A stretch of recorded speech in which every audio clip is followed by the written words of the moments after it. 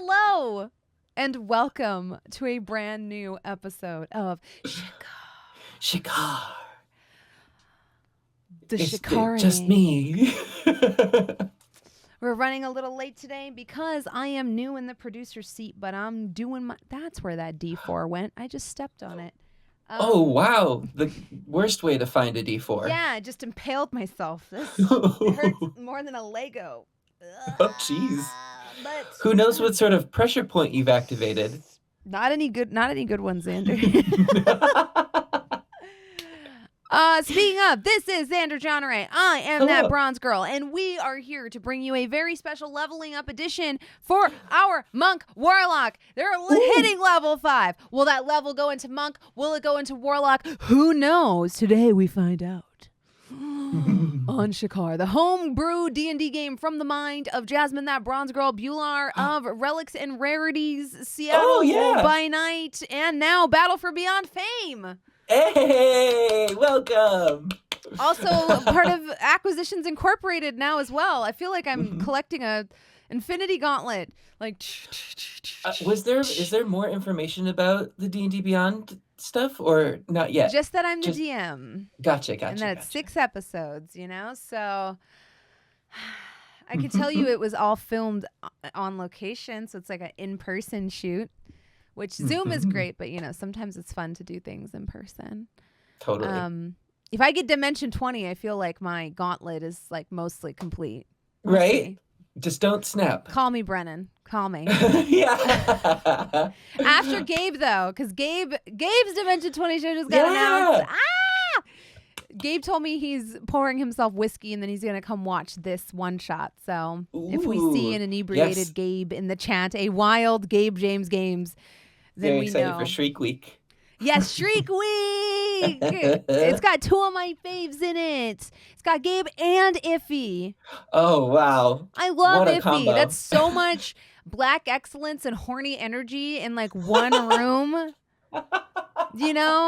Yes. If you got Balvin in there, that powder keg would explode. I would like to see it. If you got Balvin in a room with Iffy and Gabe, the energy that would come out of that would create a black hole.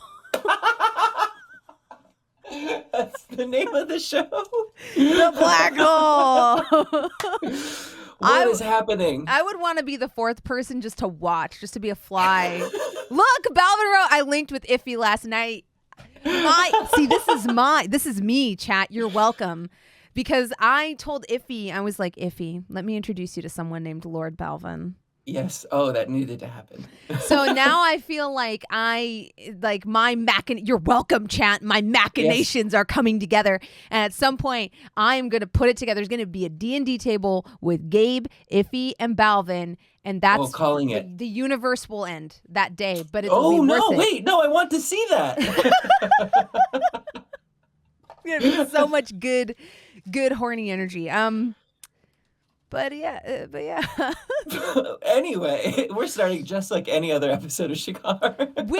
When you and I are together, it's too much gay energy. It is. Right? It radiates out. we just get so joyous. I think me and Xander are such good friends. I would just like to take this moment to say that.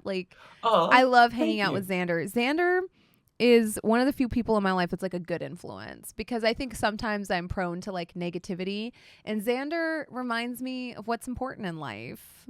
This is a compliment trap, and I don't know how to you've take fallen it. into it. And as a sick person, that means so much to me. That Balvin and Xander, and you just both of you keep me focused in opposite ways. Because Balvin will be like, if I'm upset about something, Balvin will be like, fuck him, Like, who? Who is that? I don't know him. Fuck him. And Xander will be like, you know what? It doesn't even matter. Romance look at you. them. You're thriving. And I'm sure they didn't even mean that. They probably are just thoughtless, and they didn't even mean to hurt you. So you don't need to worry about it, because look at you, you're thriving. And I'm like, God damn it. God damn it, Your 2 angels and devils on your shoulder. Which is which? I'll never tell. Aziraphale and Crowley for sure. Yeah, yeah. I want to see this photo shoot happen now. Balvin. Let's do it. That would be a great photo shoot. It would be. And we have to be miniature on your shoulders.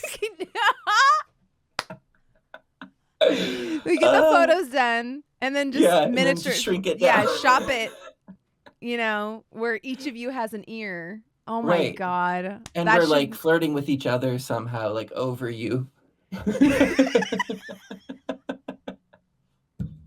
Like behind my neck, you're just like holding hands behind your neck. Oh, now there's meaning behind the art. I love it. It's perfect. But Xander, who are you and who do you play? Yes, I am Xander Jeanneret. I am playing Scorpio, a monk warlock. More warlock than monk than warlock. Who knows at this point? But definitely at this point, a caring soul that lives in the present because he has a bit of a memory problem and fights with his head. Literally. Literally fights with his head. And as always, I'm that bronze girl. I already introduced myself and the campaign. And today's a very special day because we are going to be embarking on a solo adventure. Ooh. You see, our party has parted ways. And now they find themselves embarking on different solo missions. Because although it's fun to go on a road trip together, sometimes you need alone time to deal with your own shit. And that's what's going to be happening today. But you're not completely alone. No, I have a menagerie. Yeah, you have a child with you, a goblin child with you, riding along on what looks to be a giant Nile monitor. It's it's dinosaur sized. Nile monitor is the easiest way to describe it, but it is a big lizard with claws that could impale a man and very dangerous looking markings. Although a majority of his webbed claws, or is it like separate digits? No, they're webbed at the base. And his scales are kind of like a muddy grayish greenish color, but he has these long, like kind of orange stripes on him and a very long black forked tongue. I feel like there was a Disney villain or something like that. I have a very, like, that Jungle Book style animation in my head. Yes. I don't remember which one. Is it from Rescue Rangers? Maybe. Yeah. It, like, ate eggs, right? It was trying to eat the bird eggs. Yeah. Like I remember it, like, scrabbling onto the egg sound. And his eyes are always kind of half shut. Yeah. And we call him Senor Albert because he, for some undiscernible reason, speaks in Spanish, or the broken version of Spanish that bronze girl speaks. So it is on this sort of, you find yourself on a cobblestone road with Lulu behind you, who's quite grateful to not be walking. She has her lantern affixed to her belt, and she's kind of practicing writing in a book as she sits behind you. She's working on something. Every once in a while, you get this weird ozone smell that comes wafting up to your nostrils. And then it immediately dissipates with a soft breeze. It's getting pretty cold. It's getting nippy out. She complains about it just about every step of the way. And does the thing that all children do. Are we there yet? For the last time, Lulu. No. Are you waiting traveling forever? I know. Listen, you were the one that wanted to go to the Wicker Fen with me. I didn't. I thought you knew how long it would take. Yeah, it takes about a day and a half. We've been traveling for, it takes about 3 days. We've been traveling for a day and a half. So we should be there at the end of today, maybe tomorrow morning, depending on how many times we have to stop. Do you think we should stop? Well, I think so. My butt hurts from sitting on this lizard. I like this form of communication way more than asking if we're there yet. And Scorpio will pat down to Senior Albert and say in Draconic, stop! He says, see, and stops. And we'll sort of slide down the tail to get off of Senior Albert. We came up to like this cobblestone road. Scorpio's going to sort of look down, closer inspection. What sort of masonry does this look like? Is it relatively new and upkept, or is it old? It's an ancient road. Okay. It's been maintained because it is the main thoroughfare, but the stonework underneath your feet is almost like sunken into the ground.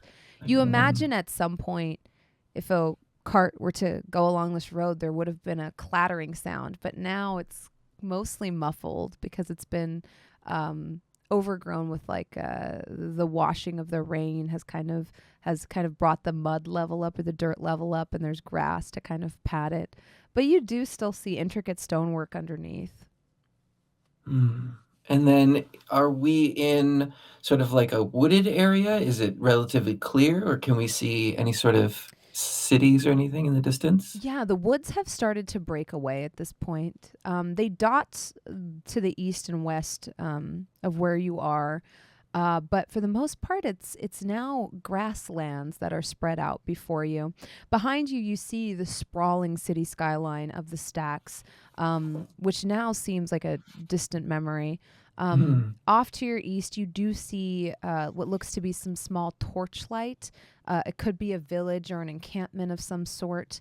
And then ahead of you, you do see the distant twinkling lights of a large fen. And one big light that you imagine is some kind of lighthouse. Oh, there, Lulu. And Scorpio will point up to the lighthouse. Oh, that's so far away. Well, if we could perhaps get up there, we could get a better vantage point and find a good place to camp. Oh, I thought maybe we could find an inn like we did back at Leavenworth with beds. But Lulu, you're behind on your training. Oh my god. Why? This is going to help your sore body. And Scorpio now is starting to stretch. And where he was taking the time to examine the road, you can see him really getting into some athletic stretching as if something is about to happen. You see her like clutching her quill, her peacock feather quill in her book, and being like, I'm stretching my brain right now. I'm giving you a 5-second head start. Make a dexterity saving throw.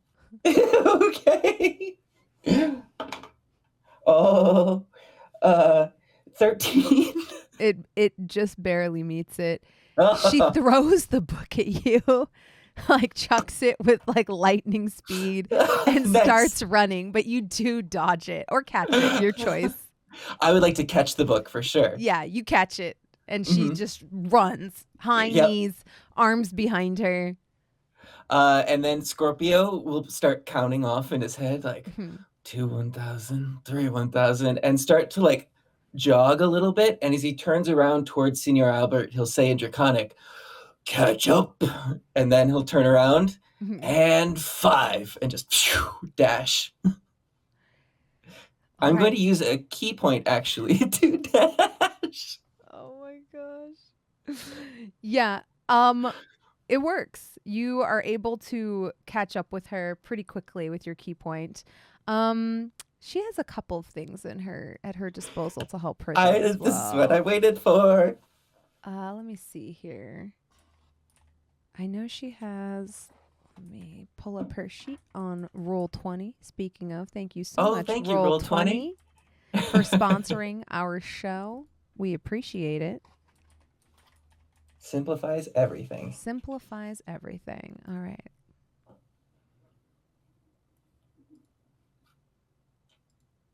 Boom, boom, boom. Sorry, I'll mark my key points expenditure. Yeah. Only on the things that matter. So she has a couple of little things she can do. One is nimble escape. Awesome. I'm wondering how, she can disengage as a bonus action. I feel like that would maybe come into play here. She also has Misty Step. I don't know if she would Misty Step, but So I'm she won't curious use her at what magic. Lulu is doing, because we had sort of like the road ahead, but then it seemed like that would not be the fastest way directly to that lighthouse. So is she sticking to the road, or did she take off like in a direct line, like Skyrim style, I'm going over that mountain? Yeah, she took off in a direct line. And as she's taking off in a direct line, you notice like she starts to slow down and pick her way. The ground here is really muddy. Gotcha. And she starts to like very carefully kind of choose where she puts her feet. Okay. But is still moving very fast. Copy.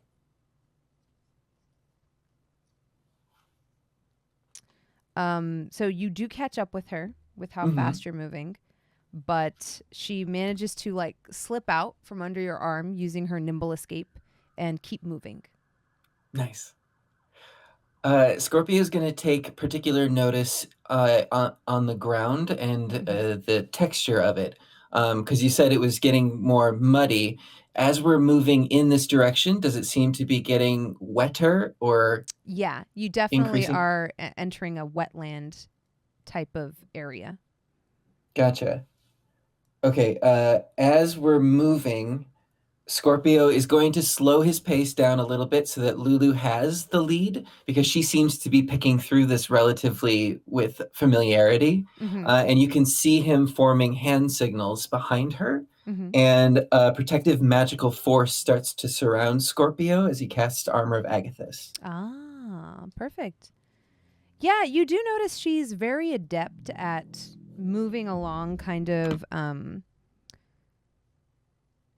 it occurs to you, I should say, that she has some experience with things like quicksand and how treacherous terrain can be.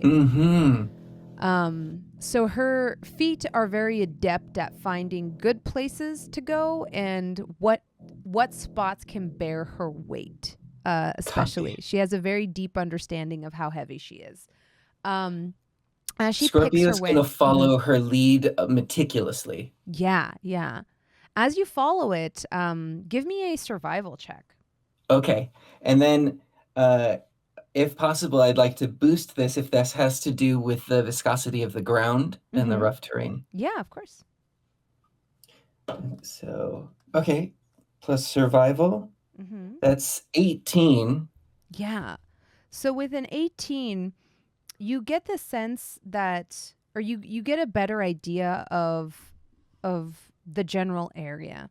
As your boot kind of lands, or your sandals land, and over the tiny little footsteps where hers landed, you notice like the shape that she's moving in, and you're able to discern like a sort of sandbar that stretches out into this bog, almost in like a hook shape.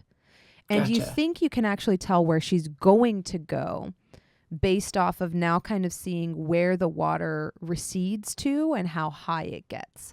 The area where the water sits for longer parts of the day, the dirt has kind of almost turned into silt. It just kind of sucks your foot in and your feet will get stuck there. But the area she's running on, with an 18, you can kind of discern where it is. It is like this weird hook shape, and the lighthouse sits at the end of it. It also occurs to you that the land here would have to be pretty sturdy in order for a lighthouse to like be able to stay there and not end up falling into the ocean.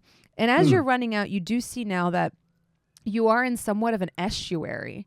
In the distance, you can hear the ocean. You can even smell it. But this isn't like the beach. This is more of like a sticky, boggy, swampy area where there's lots of grass and reeds and even long-legged storks and things like that. Kingfisher birds are kind of dotting the horizon, as well as like a strange carrion bird that has a rainbow beak and a very large wingspan that's kind of circling overhead.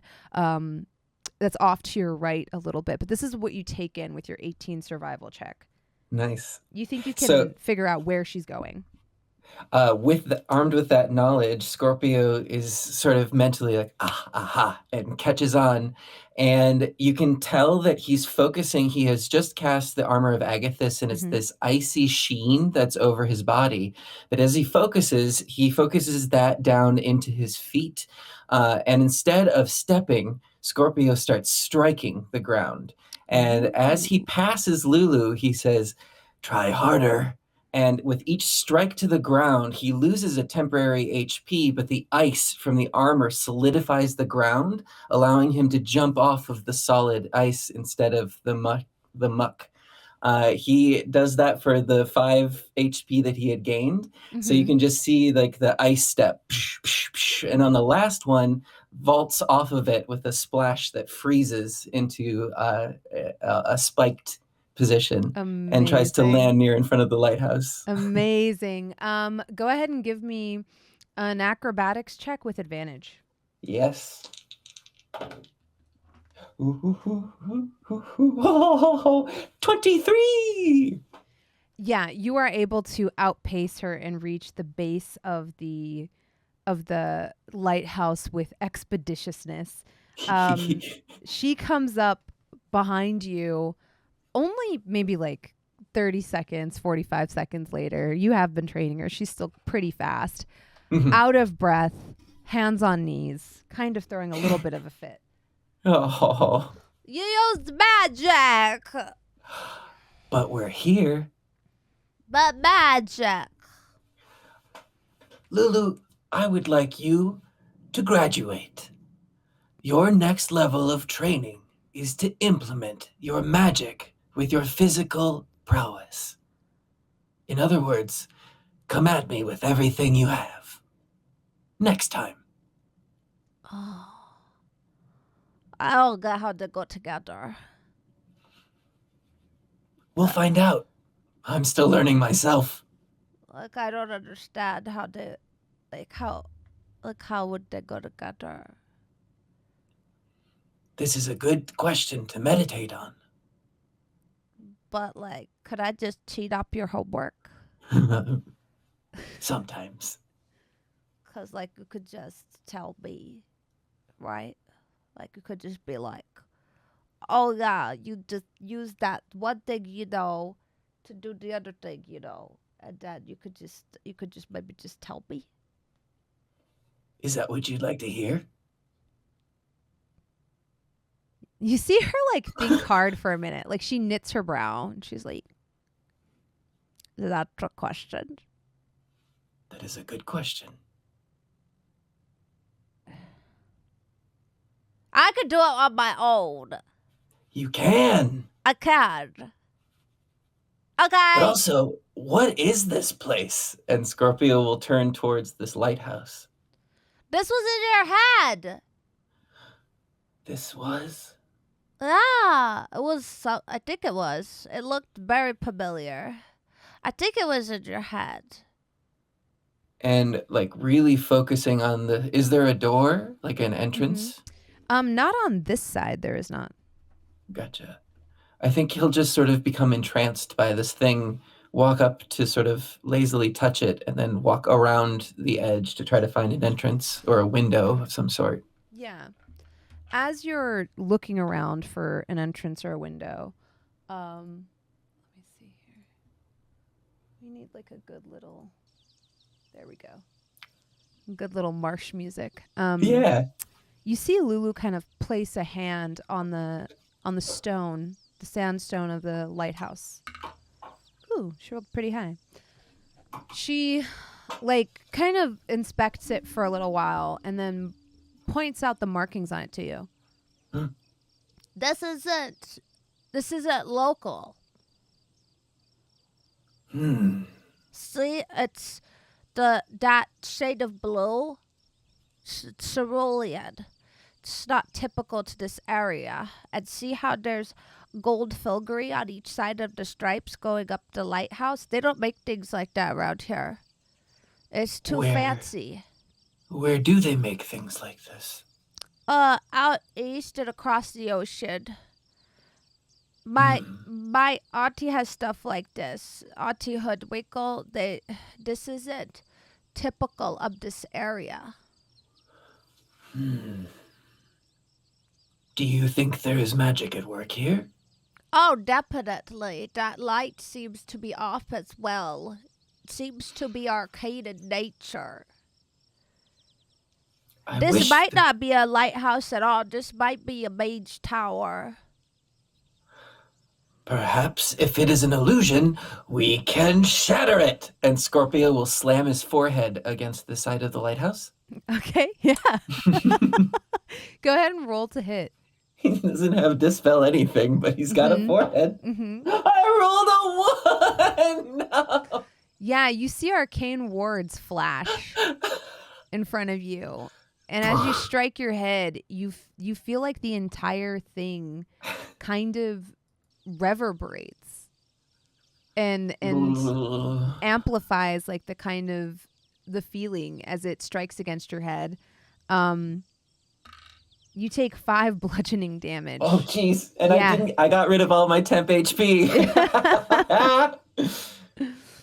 Oh no. Okay. Yeah. She just kind of giggles. Well, there's magic. Well, yeah.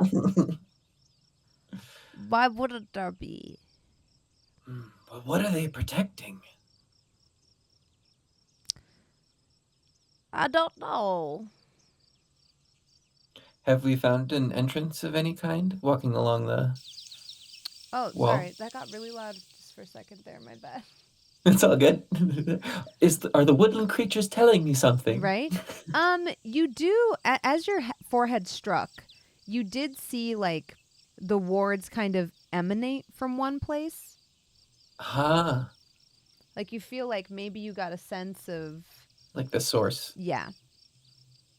Yeah, I'll head in that direction and see if there's any sort of tell, like a difference in the stone or anything like that.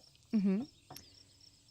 As you approach one sort of side of the lighthouse, you do see this like kind of, now it's kind of glimmering with these almost like, I guess, translucent lines, like a archway that tapers at the end. But it is like in the stone. It's almost like a line made of light that's still kind of very faintly glimmering after these like protection wards flashed. Maybe it needs to be activated, and Scorpio will sort of trace over the lines of the gateway. Mm-hmm. They do thrum a bit. Any thoughts, Lulu? She comes over and looks it over. Let's see. We'll get an Arcana check from Lulu. She rolled a 3 on the die. Yeah. Team Lulio. She's like standing there kind of inspecting it. She says, I think we have to maybe put blood on it. Oh. Like a blood rune, maybe. That's what I would do. If I had a tower and I didn't want people to get in the tower, I would probably put a blood lock on it. Because people are always afraid of bleeding. Understood. And Scorpio will seriously like take a step back and study, and then he'll bring his thumb up to his teeth and bite down just enough to draw blood from his thumb, and then proclaims, "My blood has power, fear me," and strikes against the door symbol. Yeah. There's no response. Now my thumb hurts. Maybe it's broken, because that definitely should have worked. Well, maybe it's keeping something in instead of oh my god, that's probably it. We should just climb it and take a peek-see inside. Do you see a window or a way in? I see a window, like maybe, and she points, and there is a window about 60 feet up. Or up there where the light comes out of, there's probably a glass we could break. How do you think we should get up there? Well,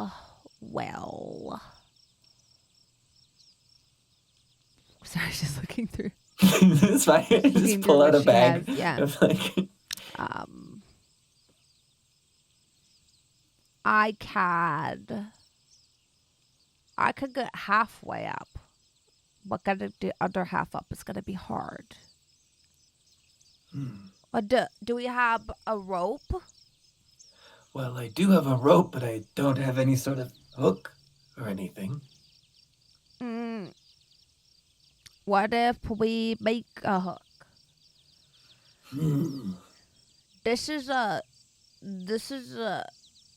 There's probably fishing stuff around here somewhere, right? Maybe. Speaking of fish, Scorpio's going to take a quick survey to see if Senor Albert is anywhere nearby, trying to catch up.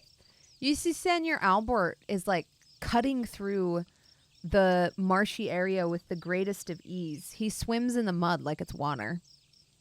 Maybe we can hitch a ride. And he'll point over to Senor Albert making his way over. Oh, I bet he could probably just climb this with those big claws. And then we could just tie the rope to his tail and climb up.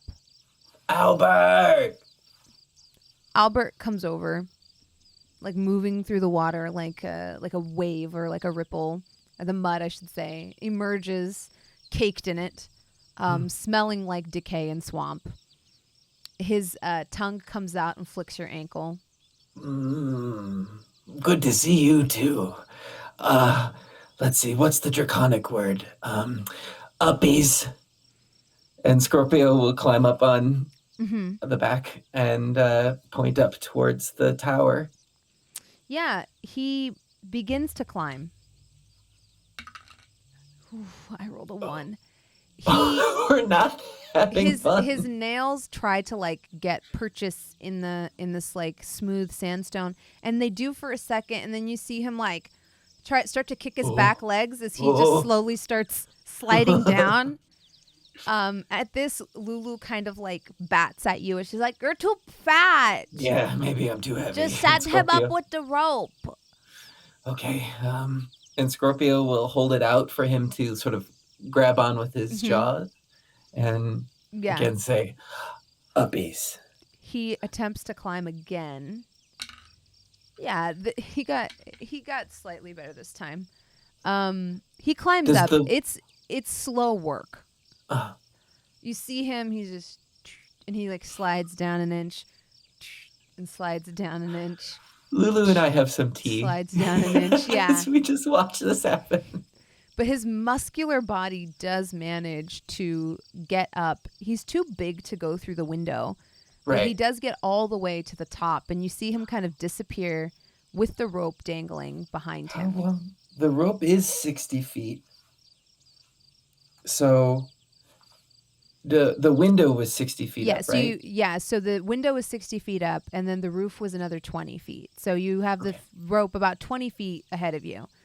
I'll sort of hold out my hands for a boost to Lulu to sort of hoist her up and see if we can fling her up. Yeah, you see Lulu 20 feet in the air. You see Lulu like roll her eyes at you, drop her teacup, and she immediately does like a standing front somersault into a misty step. Nice. And see, she does know. And lands on the rope. And yeah, she says, "Like that." Like that. And Scorpio, I guess, could use a key point to do the jump distance doubled. Yeah. And so, there's this light as Scorpio sort of bends down and launches himself straight up. 20-foot vertical leap. You climb, and you see the window is... You do like the Batman climb where we're sideways? Yeah. And as you're climbing up this tower, you do pass the window. You see now that it's covered in paper. And you can't quite see through it. Yeah. So she continues climbing up to the top. I'm going to try and feel to see if, because there's the magical barrier that was protecting the whole thing. Does that seem to also be over this paper layer? No, it seems like this is like it's just glass that touches your hand. Scorpio will knock. You don't hear anything on the other side. Is there any sort of like opening mechanism, like a latch or a handle? After you knock, the window does give in to the inside a little bit, and you see like a small metal kind of what looks to be like a hook on the other side. Like if that makes sense, like as you push it in, it goes like this, and you can see like a latch holding it shut.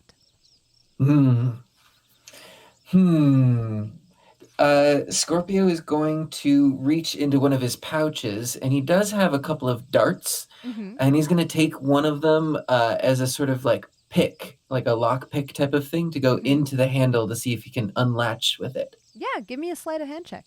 Okay. Oh, 14? Yeah, it takes you a second, but you're able to get it open. Nice. And I'll sort of flick the dart back. And I'm in.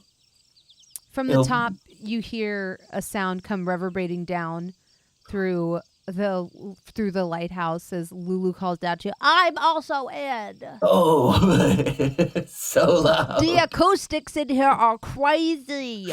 Echo. And sure enough, even when you say things at a normal volume, they reverberate in here and get louder and louder and louder and louder, kind of booming through the space. Okay, maybe we keep it down. I feel like... And you see her face now looking down at you. You're in what looks to be like what used to be a small dormitory or living quarters. When you pop in through the window, you land on a creaky bed. And underneath the bed, there's a desk nestled underneath it, IKEA style. Like a loft. There's a couple of dusty bookcases across from you. And there's a hole with a rotting banister or a guardrail around it. That kind of goes up and down through this tower. You see Lulu's face kind of looking down above you through like a small gap. There's something dark kind of occluding the center of like the sort of area she's looking down from. But you do see her little green face as she's like half leaned over the safety barrier, her feet like kicking in the air behind her. Yeah, this place, I've got some theories. Is Senior Albert inside behind her, or is he on the outside, like on the roof of the lighthouse? Yeah, you see Senior Albert coming down the stairs, which encircle this like kind of hole, this like amazing negative space that bores through the tower. You see a spiral staircase going down both sides of it, rotting away in places. It is treacherous, and it creaks under every single step he takes, since he is such a massive beast. Every creak gets gets amplified in this space and sounds like the entire tower is coming down. Oh god. Scorpio will stay on the level that he's at and start to look at the books, but then call up to Lulu. Go ahead and let me know what you think about this place, as he sort of examines and also is keeping an eye on Senior Albert. Yeah, you hear her start to play with like metal mechanisms. You hear like the clinking of cogs and like the grinding of stone as she's like pulling things and pushing things. And she says, like kind of forgetting her inside voice rather loudly, "Yeah, there's stuff up here that I can and then the also gets amplified. Inside voices. Right, inside voices. There's definitely stuff up here. What do you have down there?" Books. Did you read them? Did you forget how to read? No. Right? And he'll take a look. Yeah, give me an investigation check or an intelligence check. Oh. Or an arcana check. Whichever one you think. All of it leads to an 8. Oh, no. Some of these books definitely describe the function of this place, but a lot of the mathematics goes over your head. So, but it does ring like the magic bells. Like. Yes, this place did serve a function other than lighthouse at some point in time. There's just a bunch of math and magic. Ooh! You see her slide down a rope through the center, kind of Careful. Avoiding the stairs. and you realize she's affixed one end of your rope from being in Senior Albert's mouth to being tied to something up there. Good job. She swings over. Let's see if she makes it.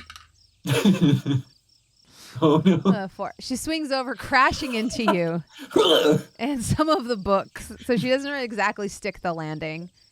Just as you're saying, good job. Oh, I needed to give this back anyway. And among the stack of books, Scorpio will pull up the book that she chucked at him and hands it back to Lulu. Yeah, I'm still working on that. Ugh. Maybe someday you could have a library like this. Oh, maybe. I feel like mine would be cleaner. I feel like this carpet at one point was really nice. And you see her kind of like bounce up and down on this like plush carpet underneath your feet. And yeah, it has intricate designs of camels carrying fronds and people kind of woven into it. But it's caked in dirt and has been kind of started to rot away just from being here so long.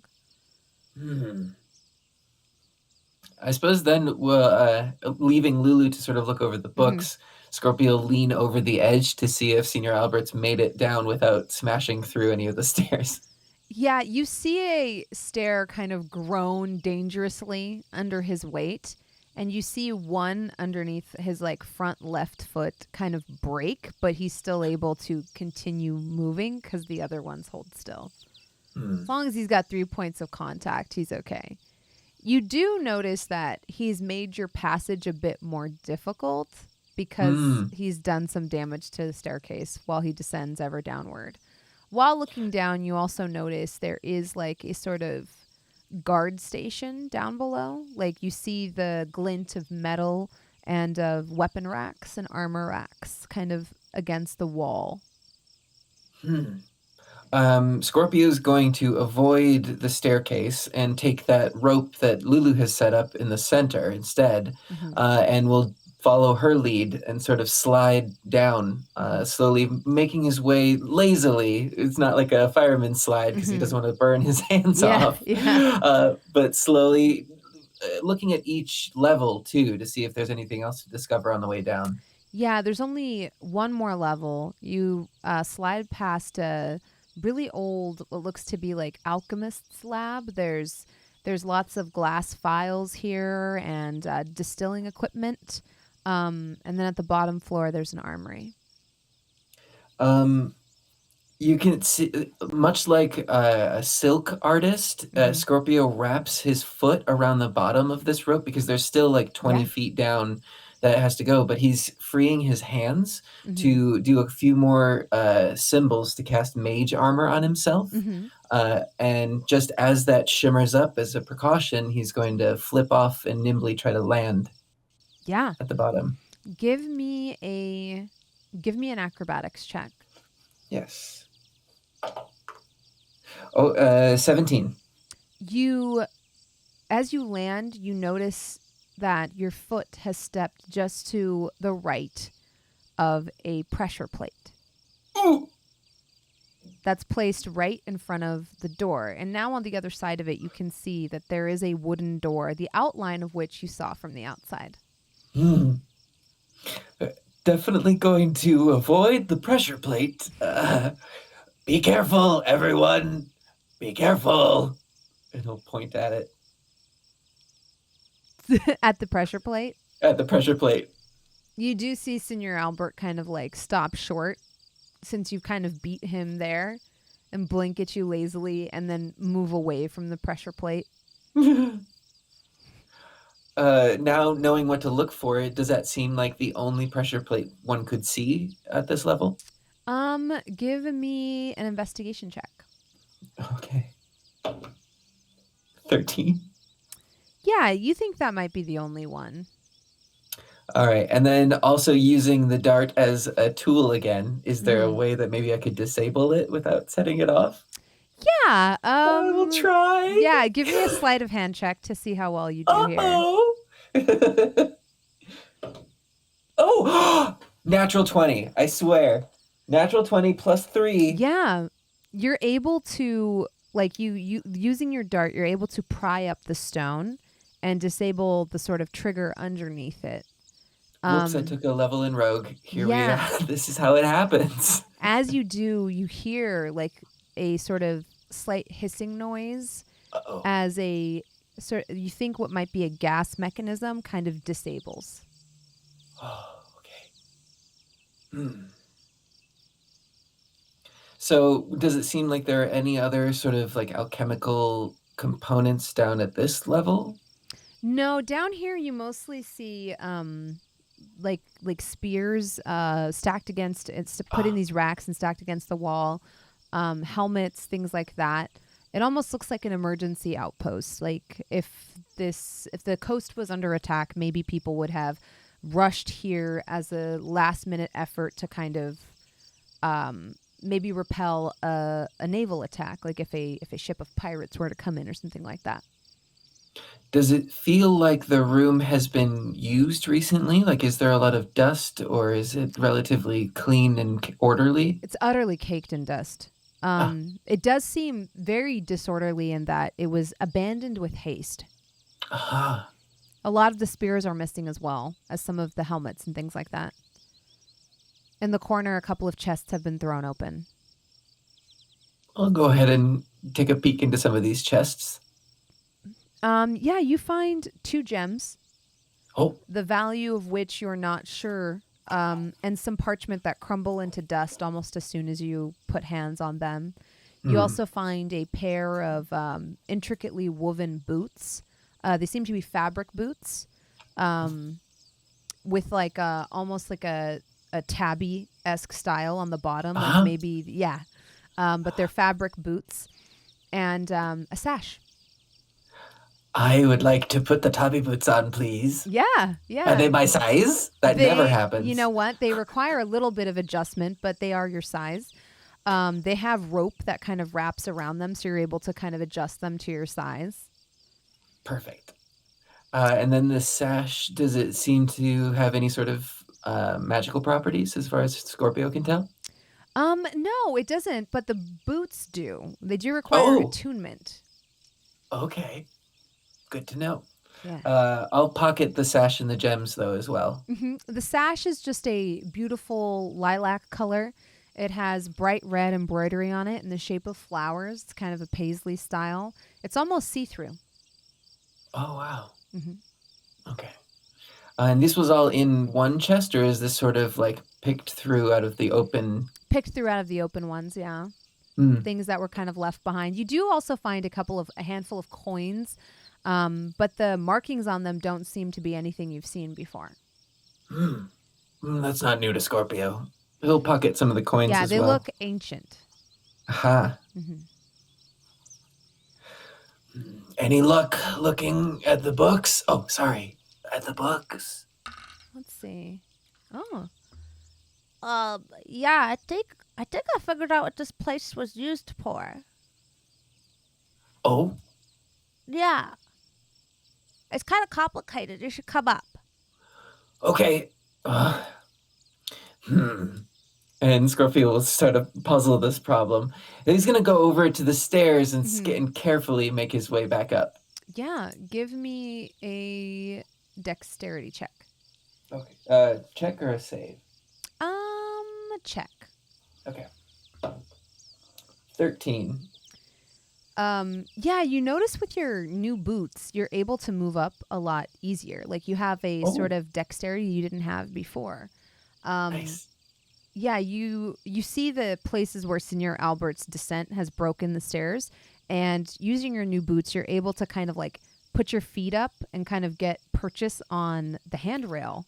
Because it has the one toe. Yeah, and use that to sidestep the broken areas and kind of make your way across.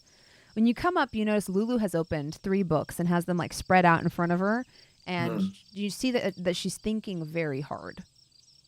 Scorpio will like squat down, clearly looking at the books upside down, but facing Lulu, and assumes that same thinking position. Yeah. Oh, Spider-Man. Yeah.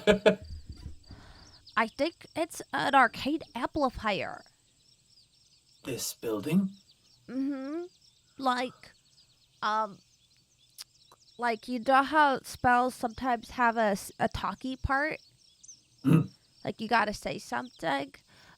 if you look here, this building was designed to amplify that, to make it louder and to maybe make things more powerful.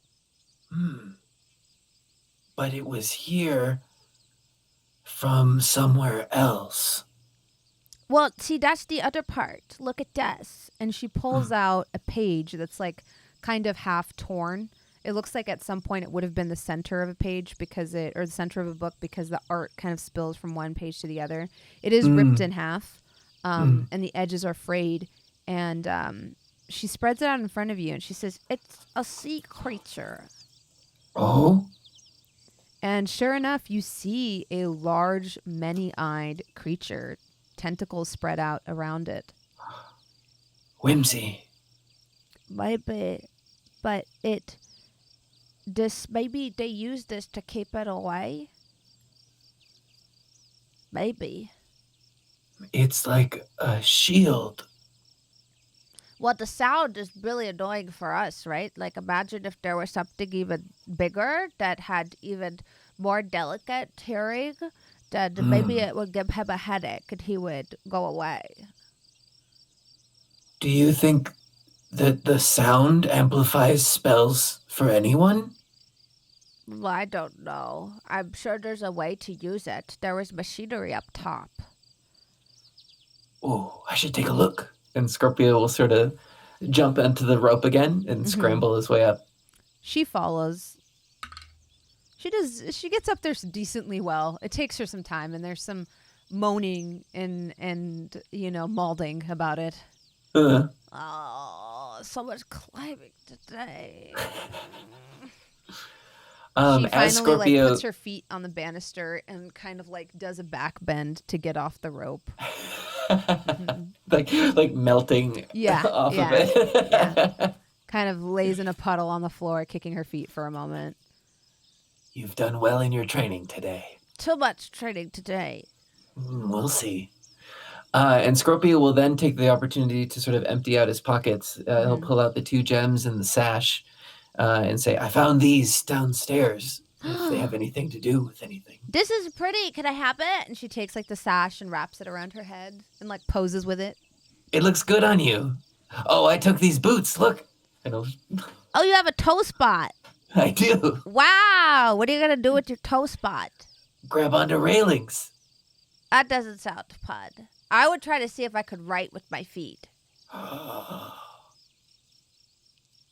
would like to try this. Right? You got to think outside the box. Oh, my book's not ready yet. Oh. Otherwise, I'd let you practice in my book.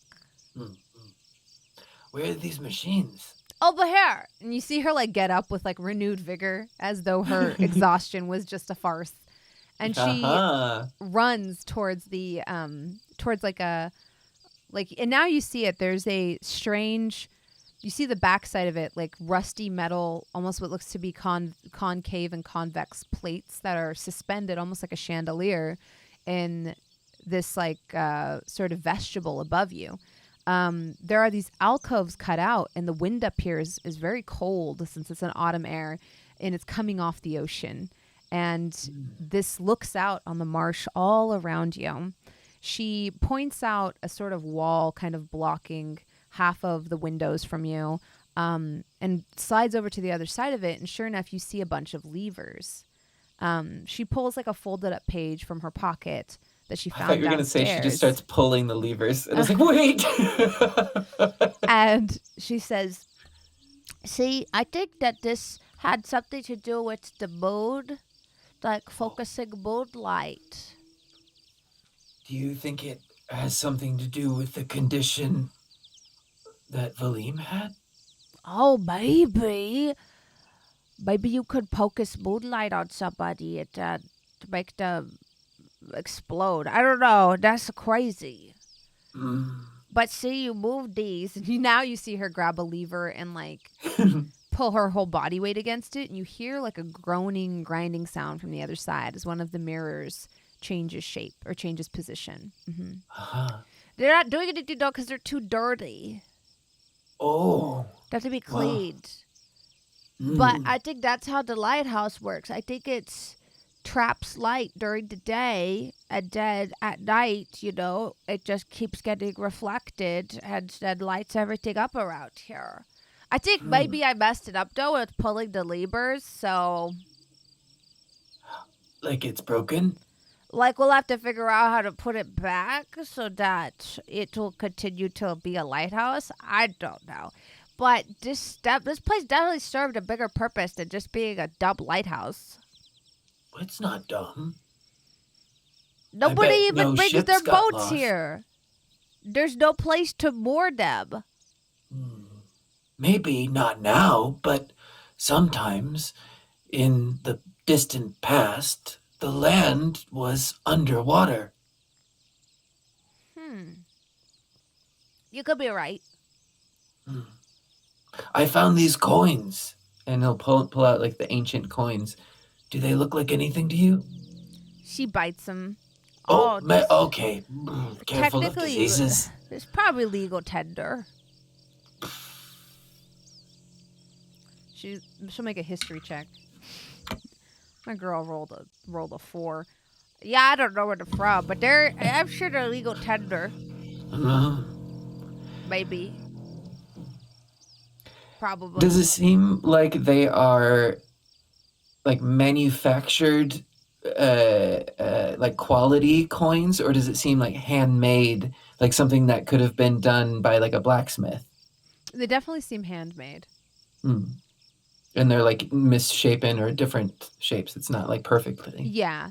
They have like rough edges on them, and the sigil that's in the middle looks unfamiliar to you. Well, this does seem like a good place to camp for the night. We're protected. That's true. It's very hard to get it here.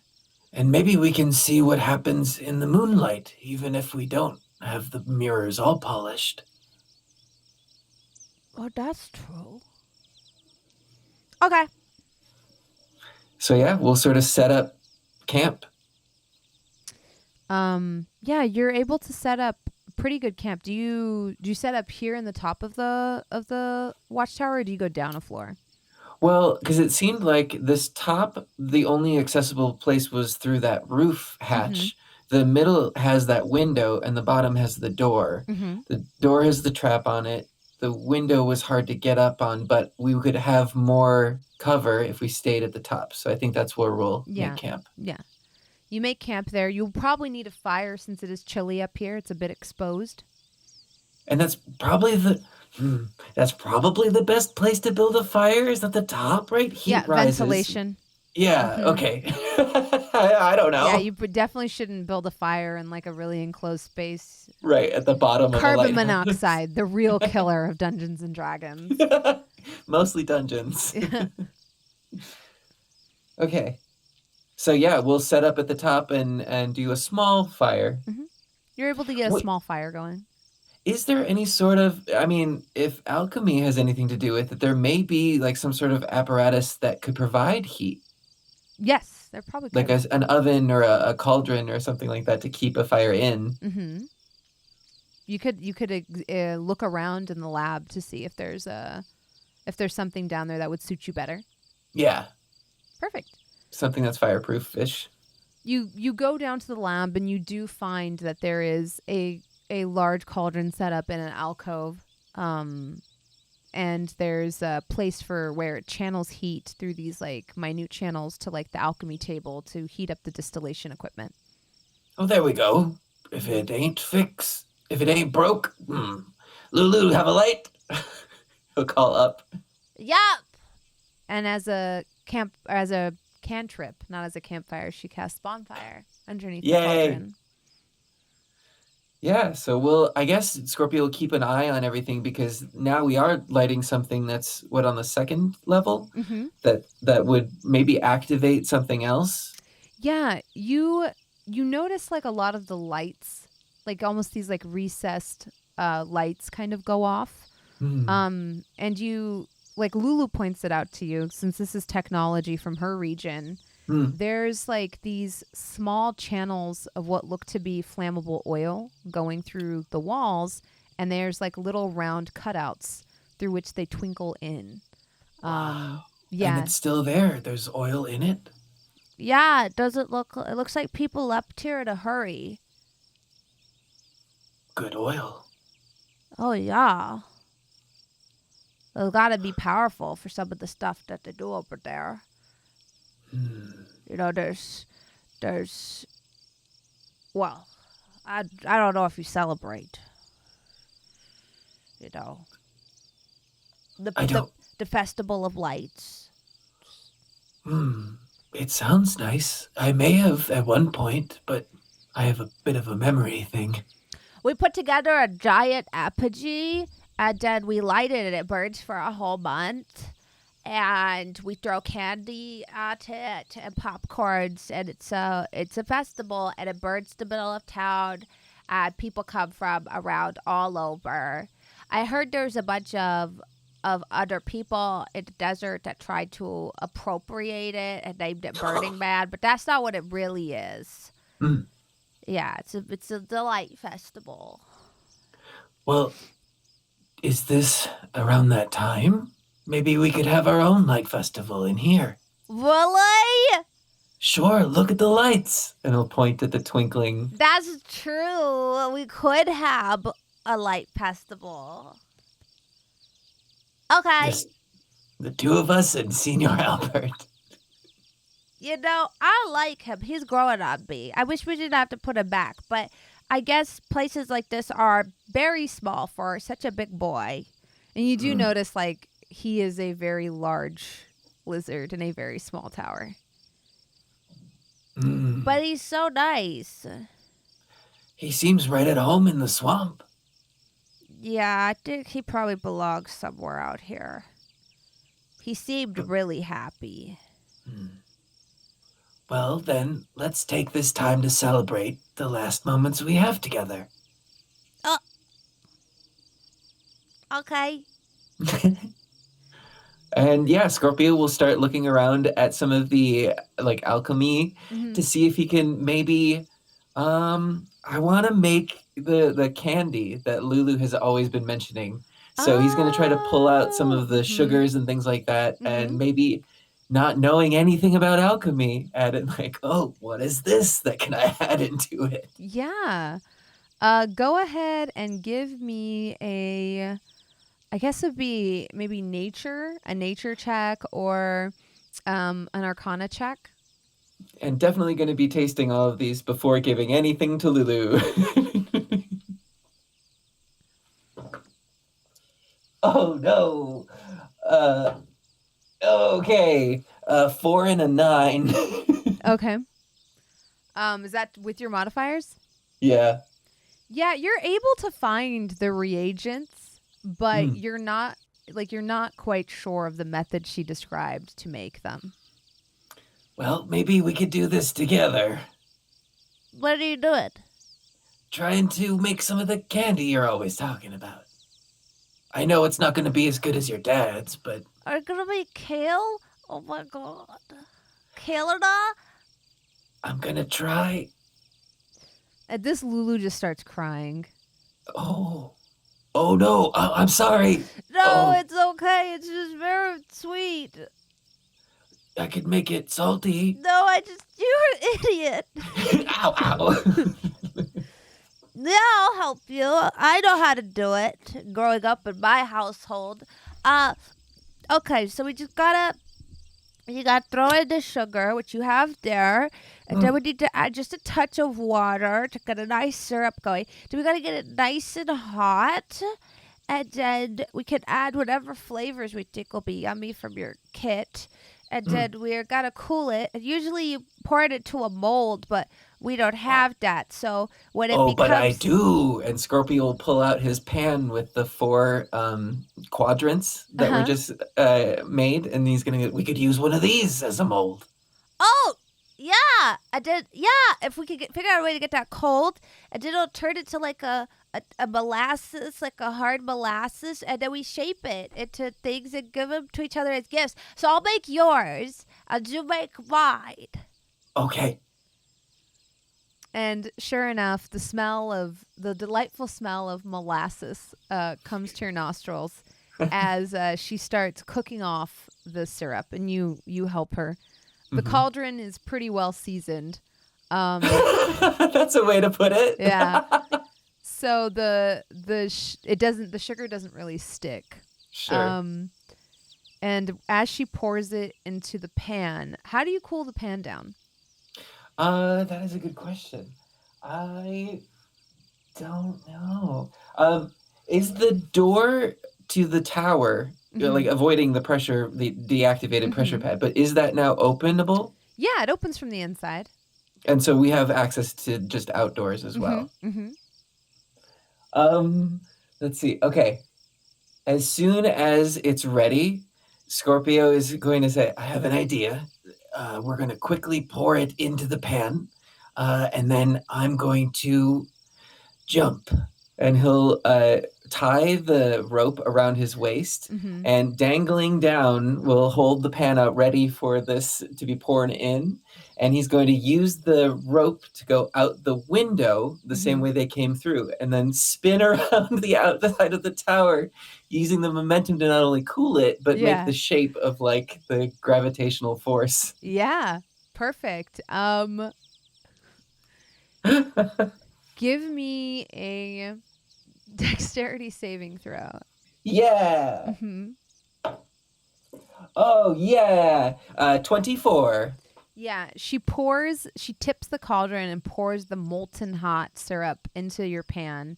You immediately jump out the window and use like this like sort of centripetal force to cool it down. And sure enough, it turns into like this off-white sort of tacky molasses that is cool to the touch. And Scorpio will be monitoring it like in the speed to make sure he doesn't lose any. But yeah. You are able to do so perfectly. And when you re-enter the tower, you notice it's turned into like a taffy that you can mold now.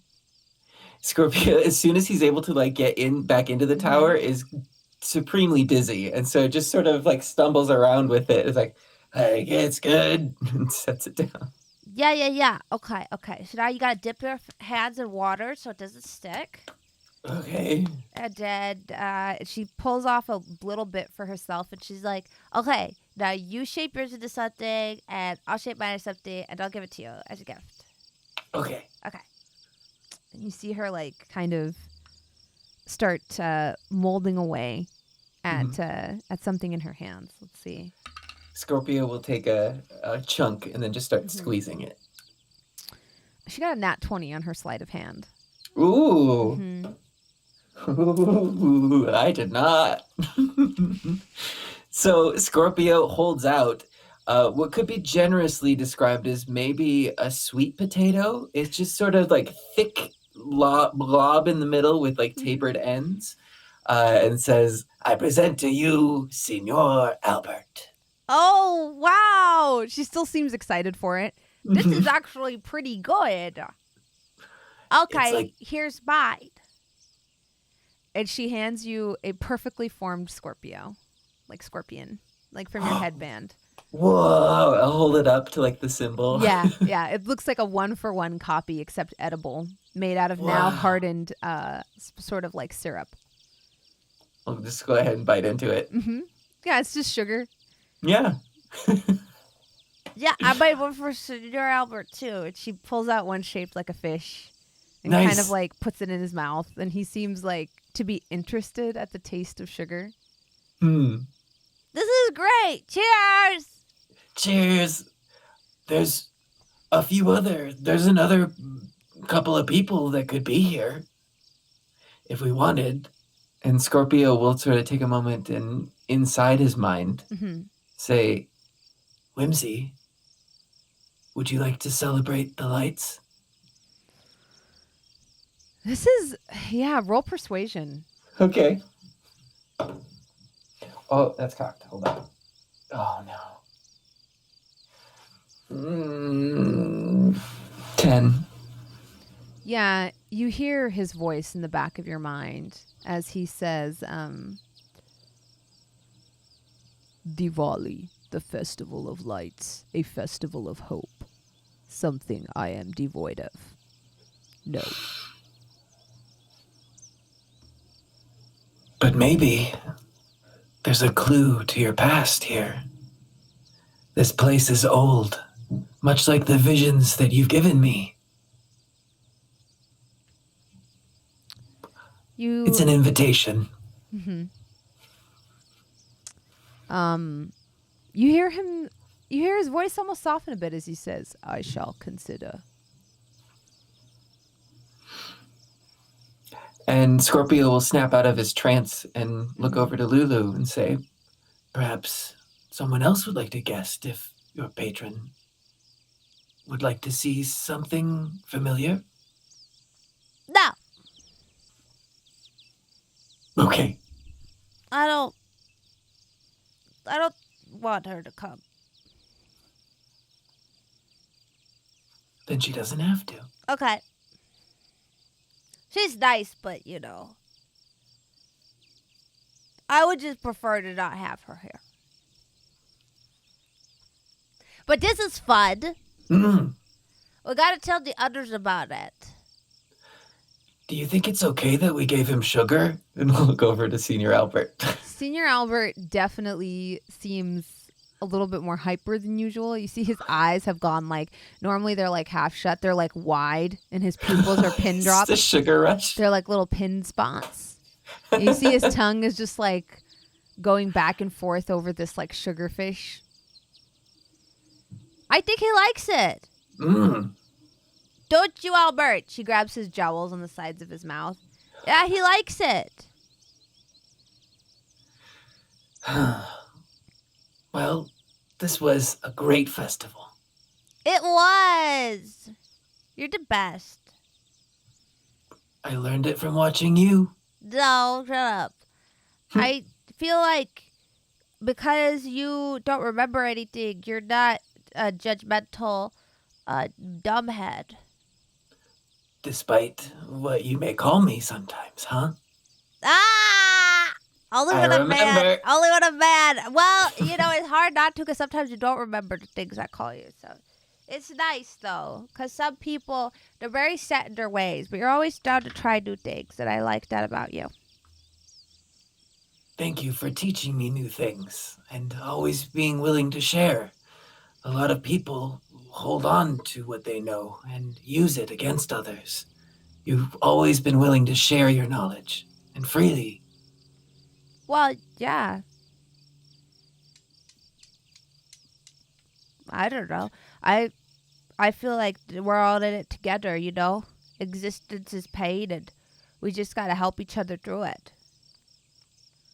Especially Well said. after that conversation we had about words not being real and Buddy not being real. And Yeah, it's a tough one. Does that mean my life isn't real? I don't think that's... well, it's a thought. What's a spirity, bud? Maybe it's time to get some sleep. How do we know we're not all just dreaming? Maybe we shouldn't have had all this sugar before sleep. Oh, I'm pretty hyper right now. Well, you can take first watch then. Okay. And then Scorpio is going to grab the book that had the illustration that was in half and looked vaguely like whimsy, and use that as the focus for his meditation at the moment, and will drift off. Yeah. You find some rest here in this tower. You don't have the nightmares you normally have. You're actually able to meditate in peace here. And as you sort of rest, you find that your rest is more deep and fulfilling than it normally is. Wow. Yeah. You're able to actually form the thought of the monastery in your mind even. Oh, it's been too long. Yeah. You do see Akash, your former teacher, current teacher too, I suppose. You see their astral form, in the courtyard of the monastery. Master. Scorpio, it's been a while. It has. And yet, I remember you. It's good to hear. I had Isn't thought that something? maybe you had forgotten. Remind me of the time we first met. You were brought to me by a woman who is now your greatest rival. She told me she had pulled your half-drowned body from the river. And, well, she told me something else. That you matched the description of a wanted man from the south. What? Yes.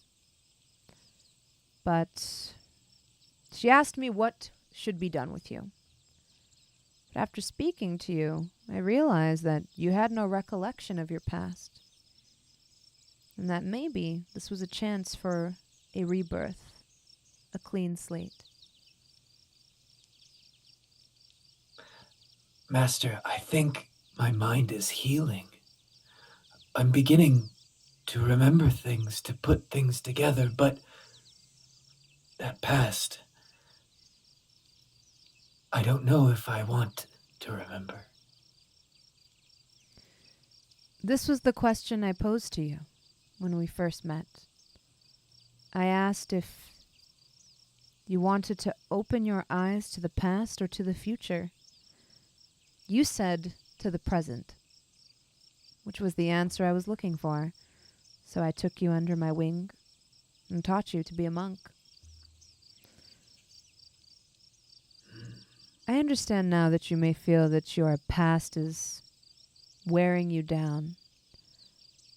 But the only way to rid yourself of a shadow is to shine a light upon it. The only way to truly banish it is to become a light yourself. Master, I question my motivation on whether I want to bring a light to banish the shadow, or if I want to become the shadow, or if I want to use the shadow to make things better.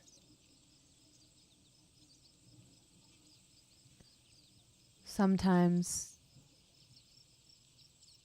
we are the deer. Sometimes we are the grass. Sometimes we are the wolf. All three affect each other.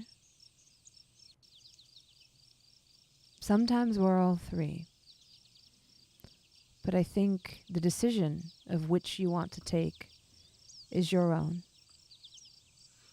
And although you may feel confused on what is right or wrong, the wolf is only doing what is within its nature. The deer is only doing what is within its nature. And the grass, well, the grass seeks merely to exist. Therefore, there is no wrong choice. We should aim to be the grass. Some of us get there. Most of us, it takes a few tries. Thank you, Master. I don't feel as lost when you're here. You're missed. I can remember that. I'm glad to hear it.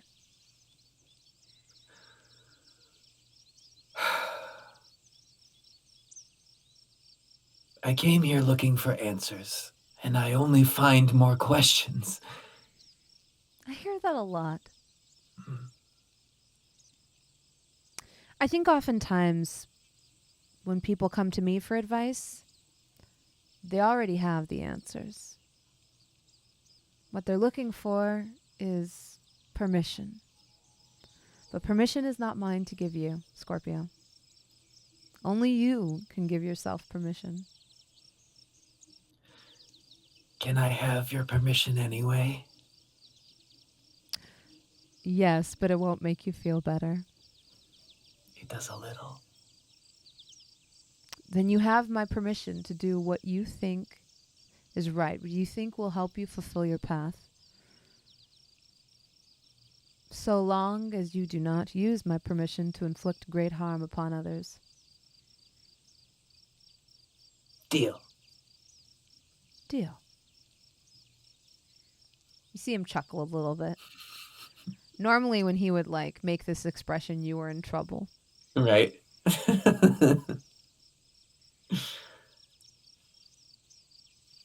Well,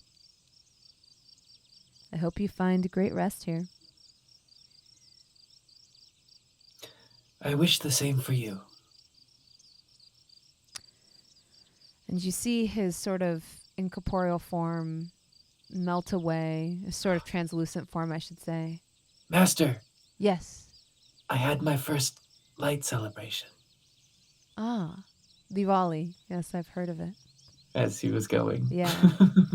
He like winks at you, and you see his form becomes an outline, like made of stars, and forms a constellation. And one by one, the stars go out, and you are left in the dark serenity of the sort of veranda of your monastery. In my mind, Mm-hmm. I'm going to pull up that piece of paper with the drawing on it. And in the sanctuary of my like mind palace, the monastery, I'm going to call up Whimsy to look at this in more detail in my mind's eye. Mm-hmm. Yeah. Is this you? You see a shadow at your periphery outside the monastery, almost like a storm cloud on the horizon. It rumbles, like with the sound of thunder, almost an answer. You take this to be a non-committal yes.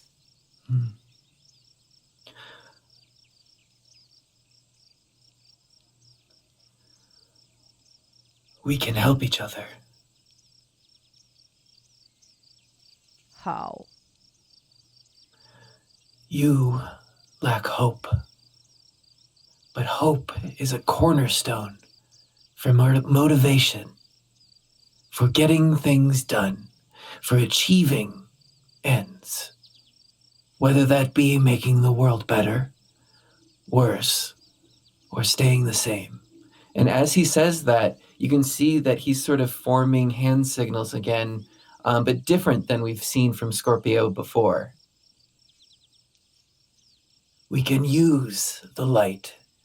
And he's casting a new spell, Mirror Image. And a version of Scorpio forms shimmering next to him that, if you were to look closely, could seem to be the representation of that. A bubbly Scorpio, gung-ho, ready to face the world. Mm-hmm. But that's not all of us. And we have multitudes. Another Scorpio shimmers, and this one seems very intense and focused. Mm-hmm. There seems to be an intent to kill in this one's eyes. They still look identical to Scorpio. It's just sort of the demeanor of each of them. And the third one shows, is he sort of depressed? Like a daisical, it doesn't seem to be focused at all, but still at like a ready stance. And with all of these Scorpios facing towards where this shadow is, all four of them say in unison, we can all help each other.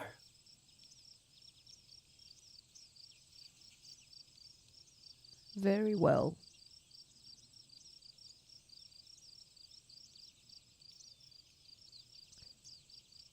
I will grant you my boon.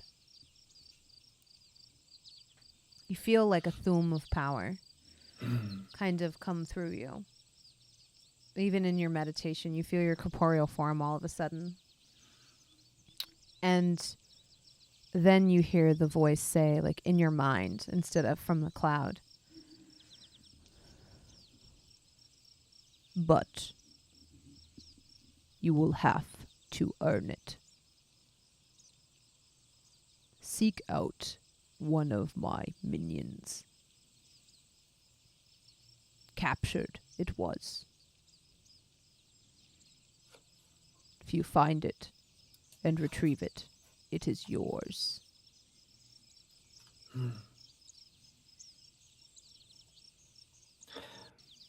Where should I begin looking? It is on the path to the fen, the witch's fen, where you sought to be rid of my presence. I know your thoughts, I know your motivations. But go there you shall. The focused Scorpio says, You don't know what I'm thinking. And the depressed Scorpio says, You're right. That's what it was the whole time. We were gonna get you out of here.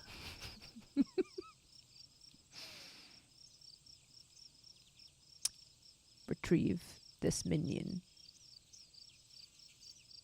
Go. And with that go, like the three Scorpios like sort of suck back into the fourth one, and he's jolted out of the meditation.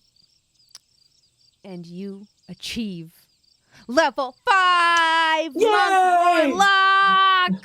Boom, boom, boom, boom, boom. Pew! Air horns. Yay!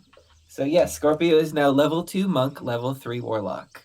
Level 3 warlock into house. Yay! And that includes a pact, which we had discussed. So yes, our excited to continue. pact of the chain.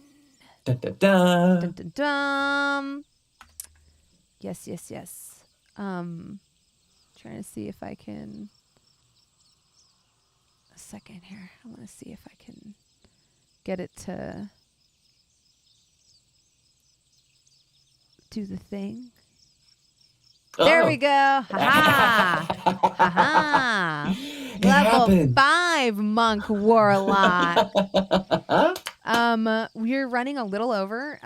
Normally these things run for 2 hours, but I think, is it okay if we run for like another 45-ish minutes, Xander? Yeah. Cool.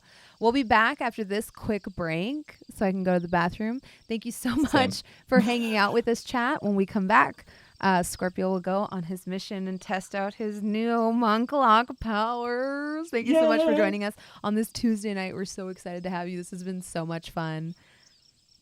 We'll be right back. Boom.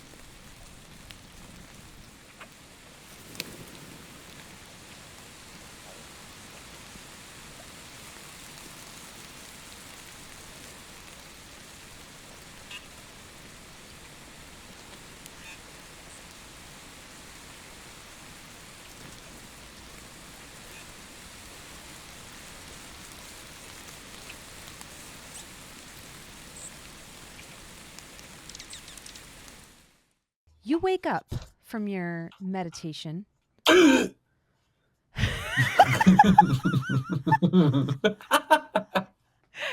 and find that Lulu is putting your hand in warm water.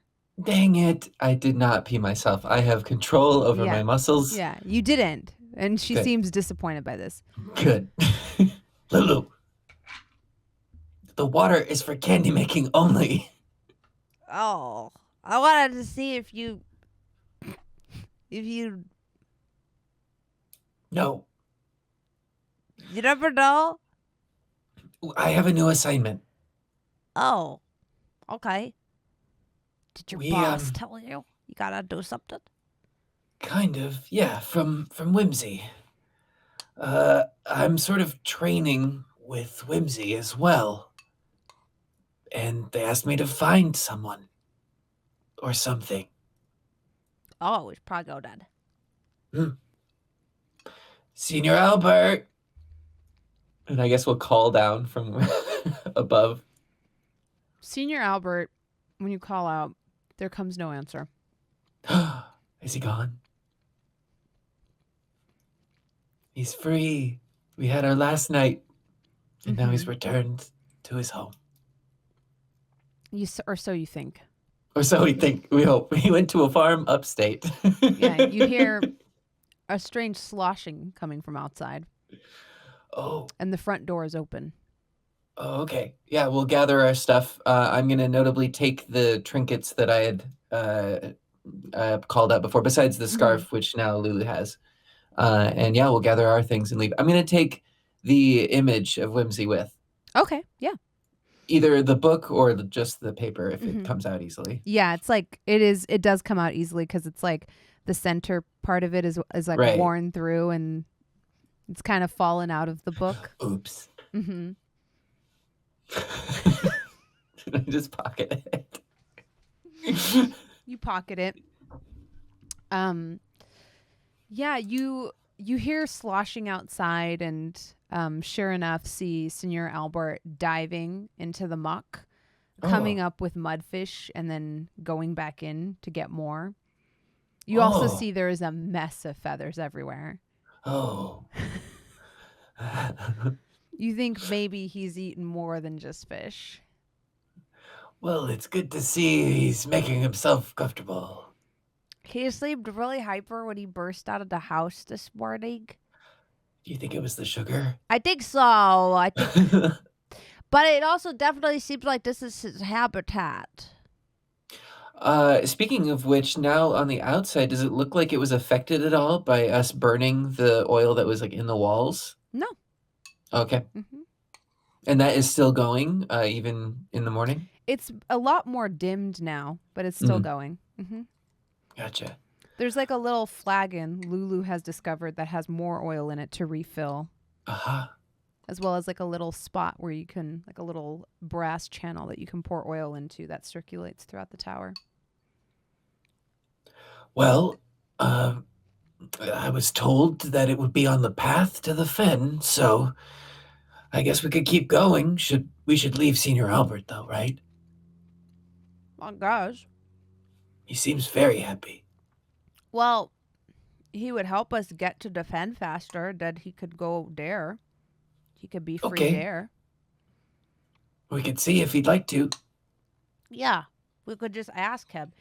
I think he was just a little antsy in his pantsy. He kept trying to break the door off its hinges, and I'm small, so I did not stop him. That's wild. He's not even wearing any pantsies. Mm-hmm. And, we should put pants on him. Oh, why? He would be cute. And messy later. Oh. We shouldn't put pants on him. It would only be cute for a while. Okay. And anyway, let's go. With Lulu's trademark. Okay. Yeah. Yeah, and then Scorpio will try to convince Senior Albert to take us to the fen. Yeah. Sure enough, Senior Albert comes up kind of for air from this like sort of swamp he's in, this thick mud that he's been navigating. Hola. Can we catch a ride? That way. And he takes the both of you on his back and Whee! takes you back towards the road and back down towards Wicker Fen. Now keep a lookout for any minion that might need some help, okay? See. Oh, wait, that was to Lulu. Oops, I said it in Draconic. Now, Lulu, keep an eye out for any minion along the way that might need help, okay? A minion. Okay. I don't know what that means either. But keep a lookout. We'll know it when we see it. She just rolled a nat 20 on her perception check. Oh, dang! Yeah. And she says, You mean And like... Senior Albert is on it as well. yeah. She's like, you mean that hot mess over there? Oh. And she points out someone running down the road towards you, kind of like with their ankles like splattered in mud. It looks like they've been struggling through the muck for a bit. Are you okay? Just a second. Yeah, no worries. I'm doing a little setups. Hee. Yeah, Scorpio will sort of heal Senior Albert back a little bit to slow down to receive this person as they're running towards us. Yeah, let's see here. So this is, you see them running down the way, and you heal Senior Albert, and as you do, you see the person is like kind of in tattered clothes, and you can see now actually that they're chasing after what looks to be a horse that has broken loose and bolted off the road and through the field. And now as you look down, you see muddy hoof prints on the cobblestones. Oh. The person is a human, out of breath, who's like, sorry, can't wait, gotta go. Do you need assistance, minion? Something up my cart, wheel broke, don't know how.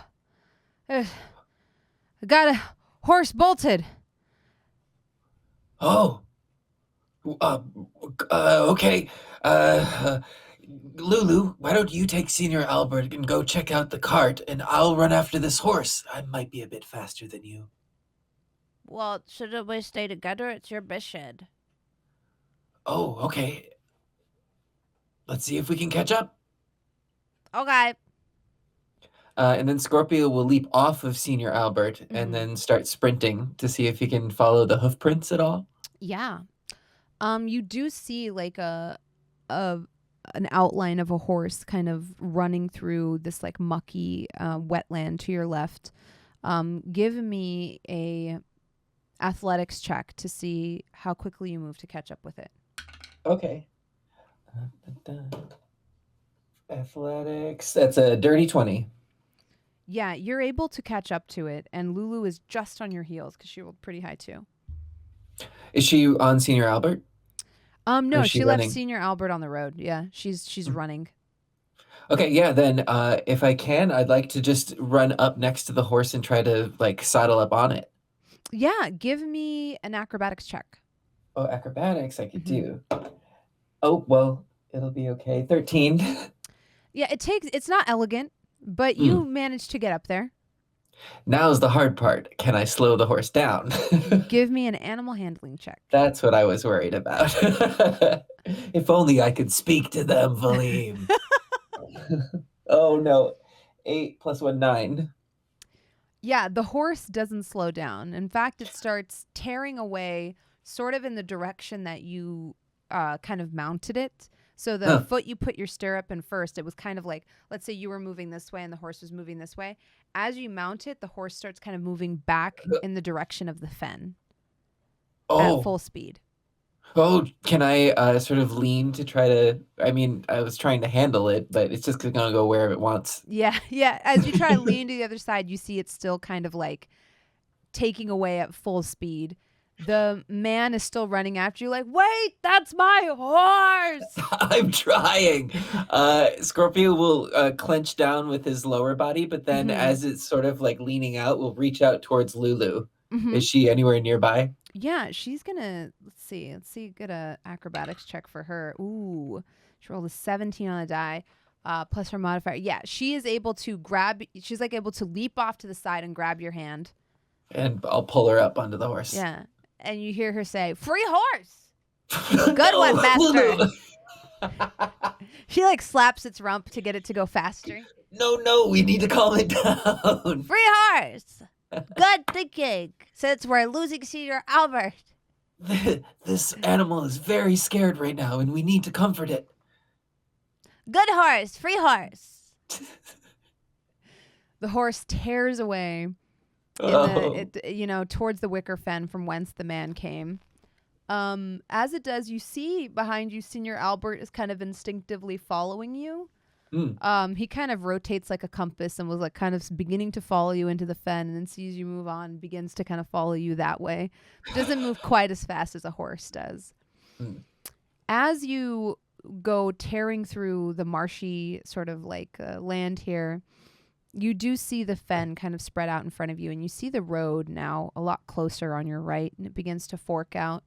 You actually see some huts and cottages in front of you, and the twinkling sort of lights of what look to be like fairy fire or like swamp gas.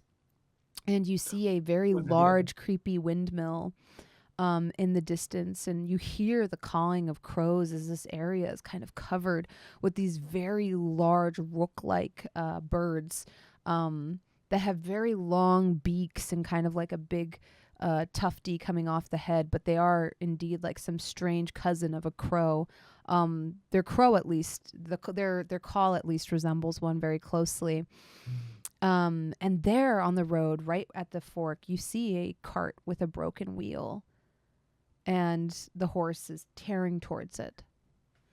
I'm gonna try again to steady the horse and. Yeah, go ahead and give me stop. another animal handling check. 19. Yeah, you're able to stop it here.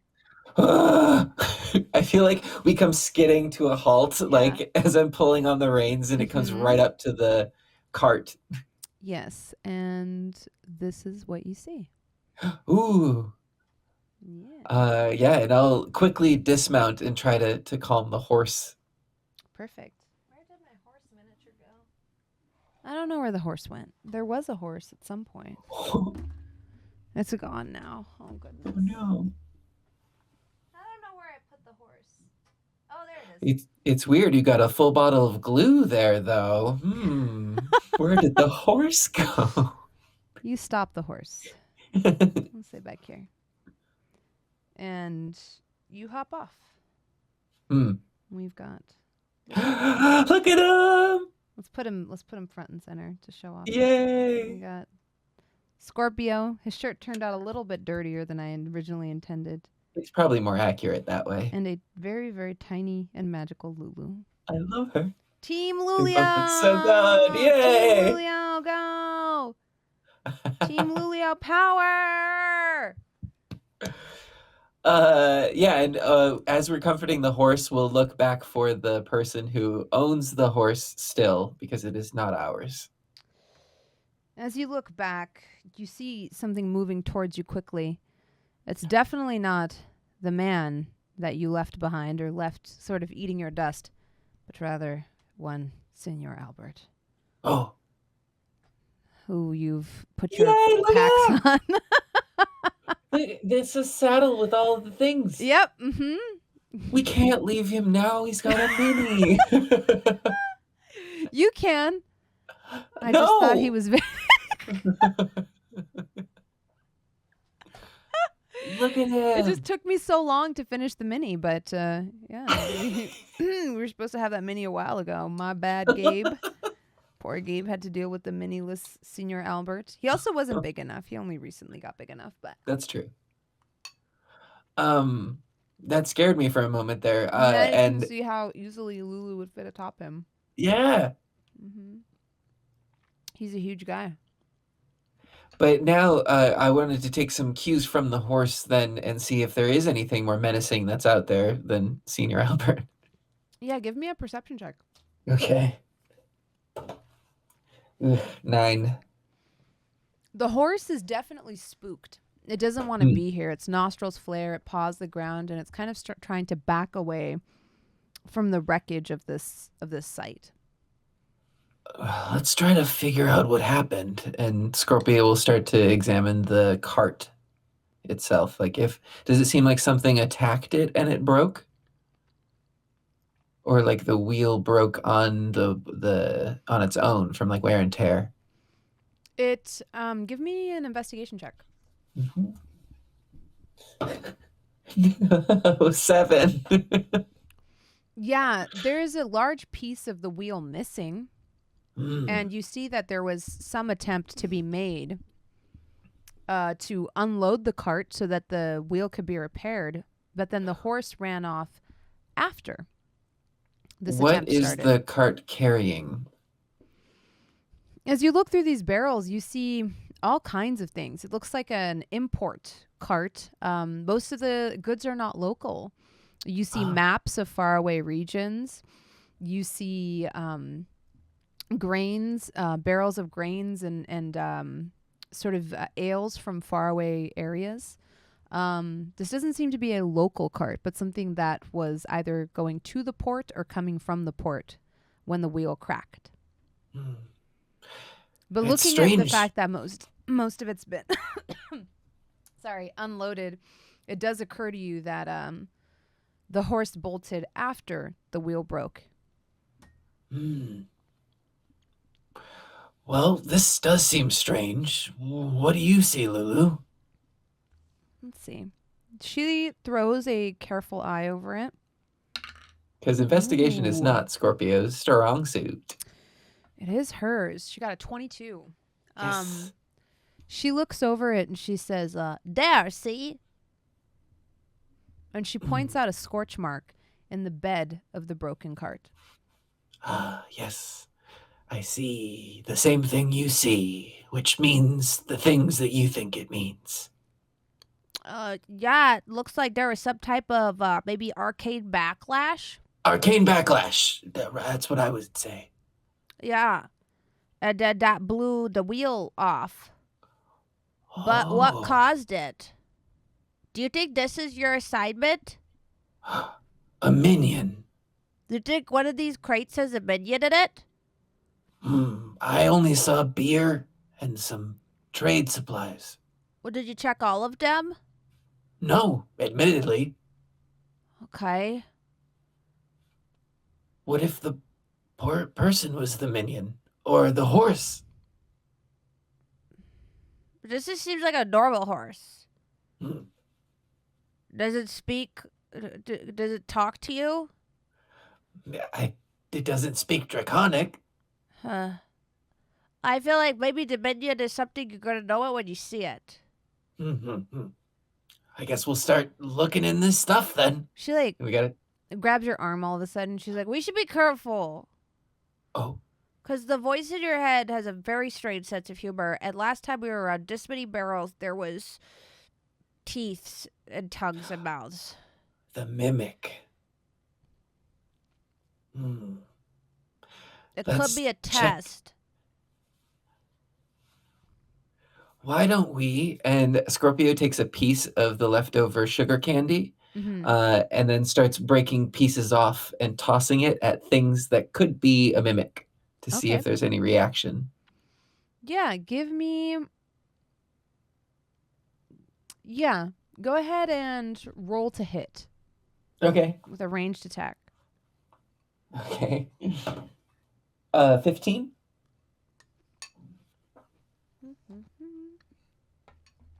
Your piece, you throw one piece of sugar, it clatters against some wood and nothing happens. You throw another piece of sugar, It clatters against the chest and nothing happens. You throw a third piece. No! And one of the barrels comes to life. It's our enemies. Mm-hmm. Roll for initiative. You do get the jump on it, though. Nice. Oh, no. I rolled a 1. At least it's on initiative 4.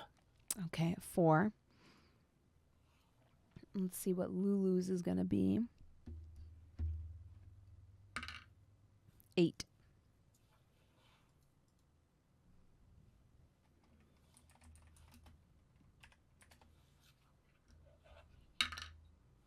Oh, Mimic rolled a 1. This is perfect. Oh, yay. So you get the jump on it, so you get 1 free round of combat, and then Sweet. you get to go first. No, it was the new day, so my mage armor was not active for this. Then I'm going to... You did enjoy the benefits of a long rest, however. That's true. I had taken some damage. Okay, so would Lulu go first, though, in this surprise round? Mm-hmm. What does Lulu do? Lulu is going to...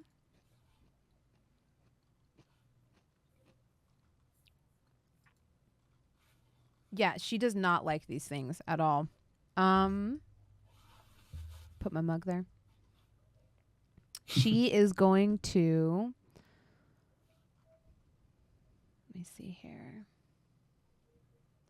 First of all, she touches herself and kind of like from her head down. And as she does, you start to see like the lines of her face kind of distort and kind of like move back and forth as she casts blur.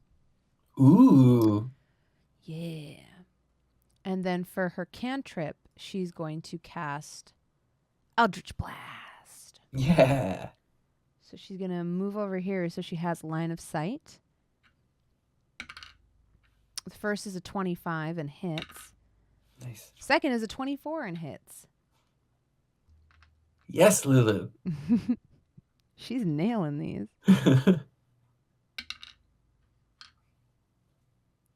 Dealing 7 and 9, 16 points of force damage. Wow. To the mimic. You hear a loud thwack as the Eldritch Blast comes streaking out of her hands. And you see in her face like a marked kind of anger. Mm. And you realize she does not have a fond memory of the mimics. She called does it. not like them. Scorpio barely remembers.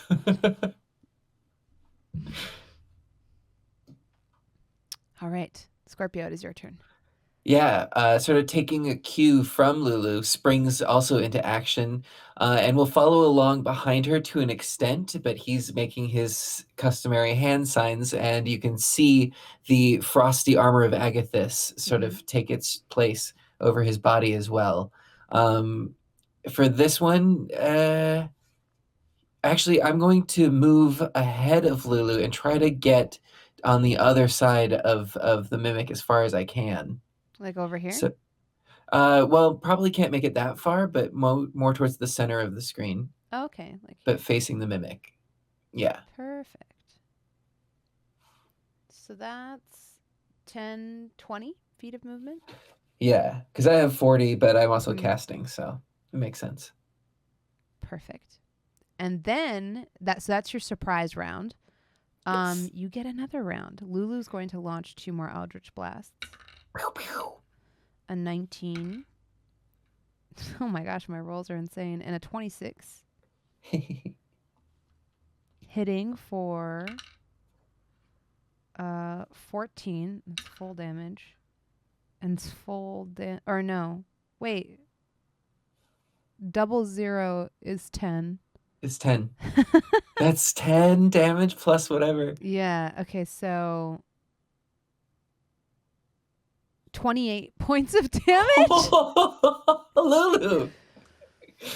you see like as the eldritch blasts completely batter this mimic, you see pieces of wood kind of go flying and splintering off of it with like a sickening crack and a thwack, and then you see them kind of like turn into like this weird black pudding or putty and kind of get reabsorbed. The creature is kind of like hanging half open. Its maws like disconnected, and it seems to be like hurting. What do Lulu's Eldritch Blasts look like? They look like these green, sort of, or actually, I think I described them as purple earlier, but they look like most of her spells look like smoke. Gotcha. They look like steam or smoke. And so as she flings them, they almost look incorporeal, like something that could move through an enemy, but then become mysteriously solid as they collide. Yeah. So Scorpio, it's almost as if they've trained as like a pas de deux. It's this perfect dance between the two of them because he follows behind these eldritch blasts as they come out of Lulu's hands and rocket towards the creature using the smoke as a cover. And one could see Scorpio darting back and forth and then slams his forehead down, striking with that last one. Ooh, dirty 20. Perfect. That hits. That one. 7 points of bludgeoning. It's enough. As your head comes cracking against it, you see this thing split in half and fall dead. Unfortunately, behind it, you hear a sickening groan as one of the chests comes to life and another barrel comes to life. Ah! Look at the tongue. This is a nightmare. It is a nightmare. Yeah. We got one. Yeah, it is this one's turn. It's going to move forward and try to hit you with its pseudopod. Okay. I only got a 13. It needed a 14. Yes, and then this one's going to hop down. How does this work? There we go. And try to hit you as well. Okay. My rolls stay with a 14. Oh, meaty beady. So you got it. Oh, I got it. Perfect. Mm-hmm. But my armor of Agathis goes off as well. Perfect. Okay. So you're going to take 5 piercing damage as well as 5 acid damage. Dang. Okay. Well, it seems as though 5 of whichever of that damage is reduced from the armor as I would say maybe the acid. It's coming down to give this acid attack. And as it hits Scorpio, the acid actually freezes from the armor and shatters. Yeah. But the points still get in and it still does 5 sharp damage. Yeah, the tongue kind of wraps around you. And as it tries to bite you, and it secretes this acid to try to like burn you or digest you. Yeah, and then the armor is also spent. All right.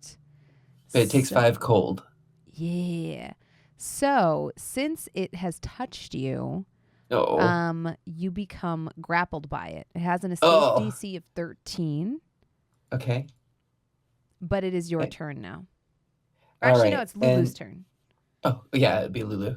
Lulu is going to attack this one here that is like, that's sort of grappled onto you.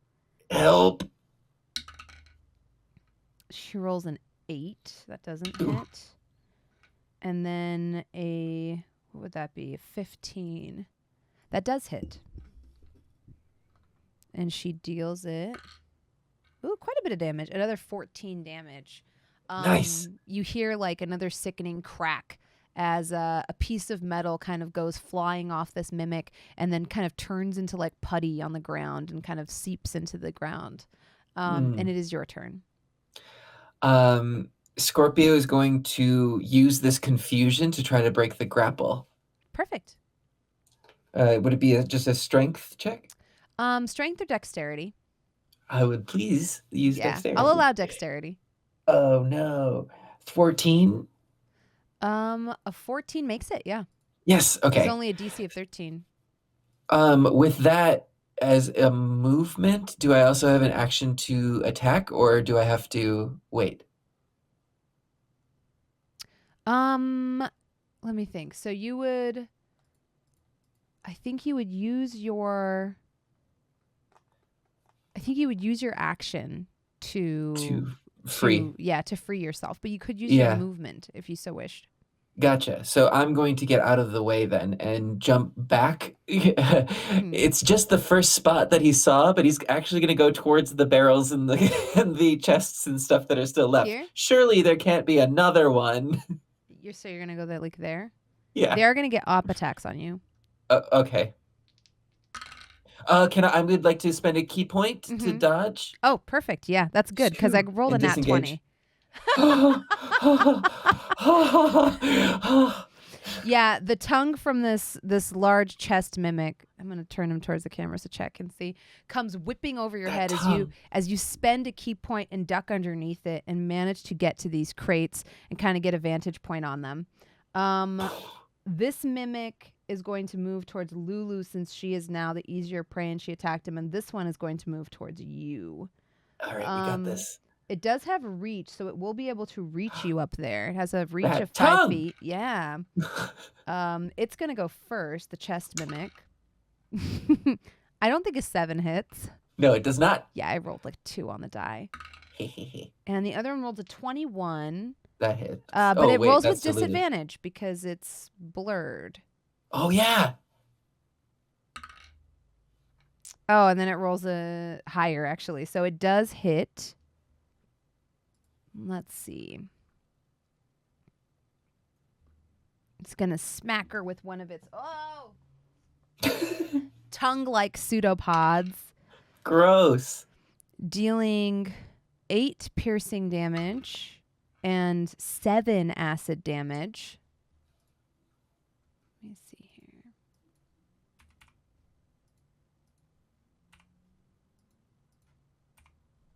Keeping track of all these. I think she has reactions. She has to make a Constitution save to see if her blur stays up. It does. Okay. And did either Nim or myself teach Lulu Hellish Rebuke? Yeah, she doesn't have Hellish Rebuke. It's kind of Dang. funny. Yeah. But it is, it is her turn now. Yeah. She is going to Thunderstep now that you're out of the way. Oh. And these are within 10 feet of you. This would be within 10 feet of her. So she goes, boom, here. Fry 'em. And Thundersteps at level 3. Dang. So they have to make a Constitution saving throw. Her save is pretty high. Neither of them make it. And they take 3d10 thunder damage on a failed save. You hear the crack kind of resonate throughout the region, and in fact, you hear in the distance as it hits the because it's heard up to 300 feet away. You hear in the distance like as it hits like the I forgot the tower? name of it. Yeah, the tower, the lighthouse, and kind of reverberates. All right, so 3d10 thunder damage. We got a 6, an 8. That's 14 plus 9. 23 points of damage to both of them. Dang. You hear the wood start to like creak and groan. And in fact, these creatures let out a horrible like sort of psychic shriek as the thunderstep rips through them. It is your turn. Yes, and a Scorpio is right in step with Lulu. It's almost as if mimicking again this dance between the two of them. The lightning from Lulu's attack branches out. Scorpio almost catches it with his hand and passes it through his own body and does a thunderclap. So it's the same thing, but it's just up to 100 feet away. They have to do Constitution saving throws for a 13. I got a 4. Do both of them do it? Yep. And Lulu, actually. Okay. I got a 4. I got a 9. Let's see what Lulu's going to be. Lulu's is a 6. Okay, so everybody, all of you take 4 thunder damage. Okay, perfect. This one cracks. and falls dead. This one you notice is in its death throes. Sorry, Lulu. Yeah, I think Lulu could. I'm trying to think. I'm pretty sure she could thunderstep while grappled. I don't know if I played that wrong. I would assume she could. I don't. Was she grappled still? Because I just assumed it would have gotten her out of the grapple. And is it like Misty Step where you just teleport or you move? Yeah, you teleport. Yeah, so that would make sense to get out of a grapple if you do. I don't know if I broke the rules there, chat. Sorry. I've never actually looked into it. Because I was like, oh, yeah, it did hit her. It would grapple her. But then I was like, well, I don't know. Like, she's teleporting. Wouldn't that teleport her out of a grapple? I don't know. Yeah, instead of combating the grapple, cast a spell. Yeah. I don't know. We'll see. It's also only the blur a verbal. might not be up anymore. I did a constitution save, so a concentration save. So she was able to keep the blur up. But I also looked in Thunderstep only has a verbal component. So I could maybe see if it had like a somatic component that she wouldn't be able to do it, but having only a verbal component, I could definitely see. So with that, it is this one's turn since the other one's dead. It's going to try to attack you again. Mm-hmm. Rolling a 18. That hits. Okay. It's going to deal you only 4 piercing damage. Oh, weird. And then 2 acid damage. And it must make a dexterity saving throw. A dexterity saving throw. A 1. 2d10 fire damage to hellish rebuke you. Yeah. It high math. 10. Burns and dies, turning into what looks to be a burned cupcake type of texture. It's doughy and singed and turns into basically charcoal. This way. Yeah. And Lulu says, "Oh, gross!" Are you okay? I told you there would probably be nasty stuff in here. You did. You called it. I did call it. But maybe that's what we were supposed to do. Or maybe we were supposed to help the mimics. Dun, dun, dun, dun, dun, dun, dun, dun, dun, dun, dun, dun. You all level up. Dun, dun, dun, dun, dun, dun. I don't know what your victory poses are, but in my mind, you all have victory poses. Yatotashi ga kattaze. And as you say this, you hear like a sloshing coming from one of the barrels. Like that's near you. Maybe the one you're even standing on. Oh, yeah. He'll like kneel down and sort of pry up the lid as he gets off. Yeah. As you do, you notice that there's like a suspension of fluid leaking from the barrel, not unlike kind of like the fluid that was dripping from these mimics. And you hear like a squeaking sound coming from inside. Scorpio will sort of push both hands in to see if there's anything he can feel inside of the barrel. You feel something circular, suspended in liquid. And it feels almost like gelatin to your hands. I'll pull it up. As you pull it out of this like sort of purple inky goop, you see, it feels so strange, almost gelatinous to touch, a perfect watery orb, inside of which is suspended a seahorse. Oh, okay. The seahorse sort of looks like it's made out of the sugar, as if it was a sculpture that we had made in the festival. Oh. So it's got that sort of like crystalline sugar amazing. quality. Yeah. Yes, describe to us your familiar, Scorpio. I like that. It does have the sugar quality, but it is a celestial seahorse. But there is a tinge of like whimsy to it. So it does have like weird sort of tentacly outcroppings amongst all of it. So a seahorse, yes, but one that could hide amongst coral. So it has a lot of like tentacly outgrowings. Yeah. It's not fully grown yet, but it is perfectly preserved or sort of like kept alive in this strange gelatinous membrane full of seawater. I think this is it. And Scorpio will sort of hold it over towards Lulu. This definitely seems like it, because this seems like one of those things that's like, you know it when you see it. I know this, and I see it. Uh-oh. She looks over her shoulders and sees a very angry man running towards you. Run! Get on, Senior Albert. We're out of here. She hops on Senior Albert with the seahorse over your head. And You're coming with me, buddy. she says, Mach schnell! And Senior Albert looks confused, but starts taking off while the man runs after you, throwing things at you, saying, my cart, my barrels!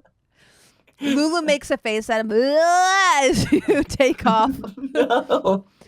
Don't antagonize. You're about 100 feet away when she says, oh, we forgot the horse. Patience. Oh.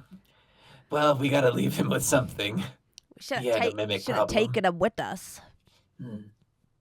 We did get a horse in a way. What's his name? What is his name? What were those candies called again? Kale. Kale. Oh, it's a great name. Kale. It looks like a kale to me. Hi, Kale. She does the child thing of tapping on its glass. Ooh, but I don't know about that. Oh. Does it look perturbed at all? It, looks intelligent and, like the way a dragon looks at a worm almost. Right. Mm-hmm. And she just Isn't says, it- Fishy, why are you sleeping? Fishy. Okay, let's respect Kale's space because it's all they have. Oh, yeah, it is a tiny bubble. Okay. Is it okay with you if we call you Kale? And Scorpio will look it dead in the eyes. Mm-hmm. It nods at you in a regal fashion. You hear a small whinny come out. I love it. Oh, so I guess this is your new friend for your... Wait, do you get to keep it or do you have to give it to your dude? I'm not sure, but I think it's a new team member. Well, Right? it fits you pretty well. Considering, you're the pirate man and now you have a fish that's it goes with your nautical team. The past Scorpio was a pirate. But I see what you mean. Maybe that's how he's trying to mess with you, by giving you something from the ocean to remind you. Whatever whimsy will throw at me to mess with me, that's what we'll use. Yeah! And we'll turn Kale into a good person. And Dad, he'll help us on all our adventures. And, maybe he'll let me lick him one time to see if he's actually made out of sugars. We'll see. I'll ask first for consent. Thank you. Yep, I understand consensus. I got that. I'm smart. Well, it's not exactly the answer we may have been looking for, but it does feel like we found something here in the fen. Maybe we should meet up with the others? And that tower seems like it was a pretty big find, too.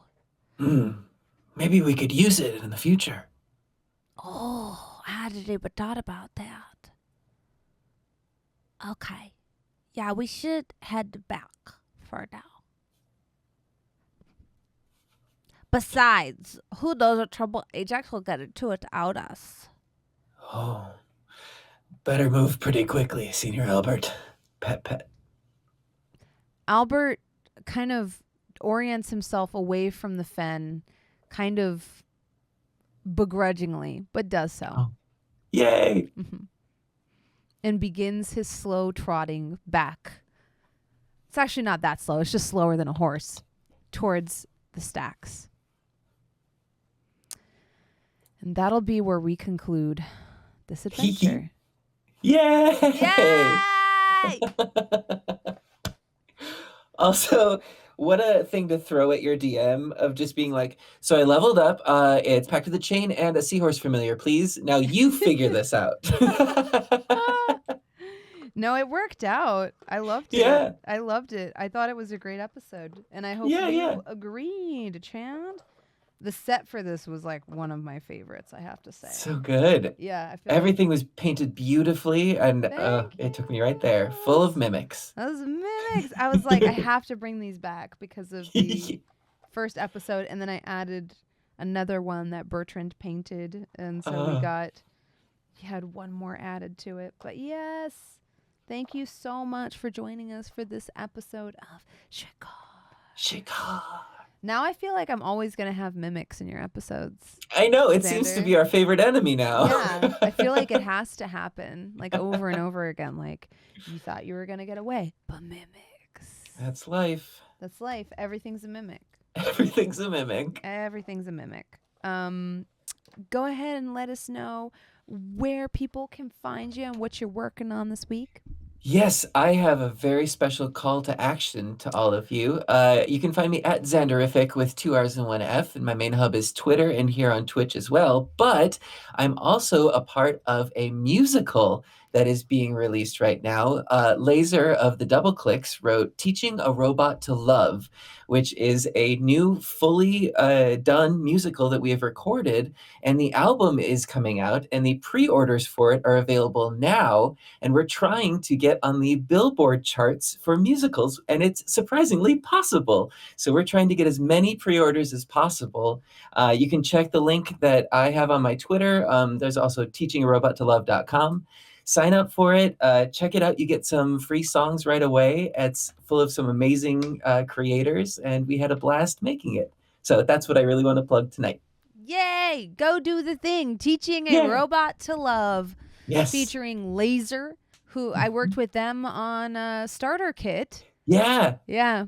I've actually known them a little bit longer than I've known Xander. That's and true. Our very own Xander Jeanneret. Make sure you go check it out and go follow Xander on Twitter and on Twitch. Xanderific with 2 R's and 1 F. And as always, I'm that Bronze Girl. This show will rebroadcast at 9 a.m. Pacific Standard Time on Sunday. This is the second of our 4 one-shots, after which we'll be going dark until the new year. When we come back in the new year, we're going to have a whole new launch for Arc 2 of Shikar. So it'll be a perfect time to catch up if you haven't already. And this should hit YouTube the week after that. So, yay.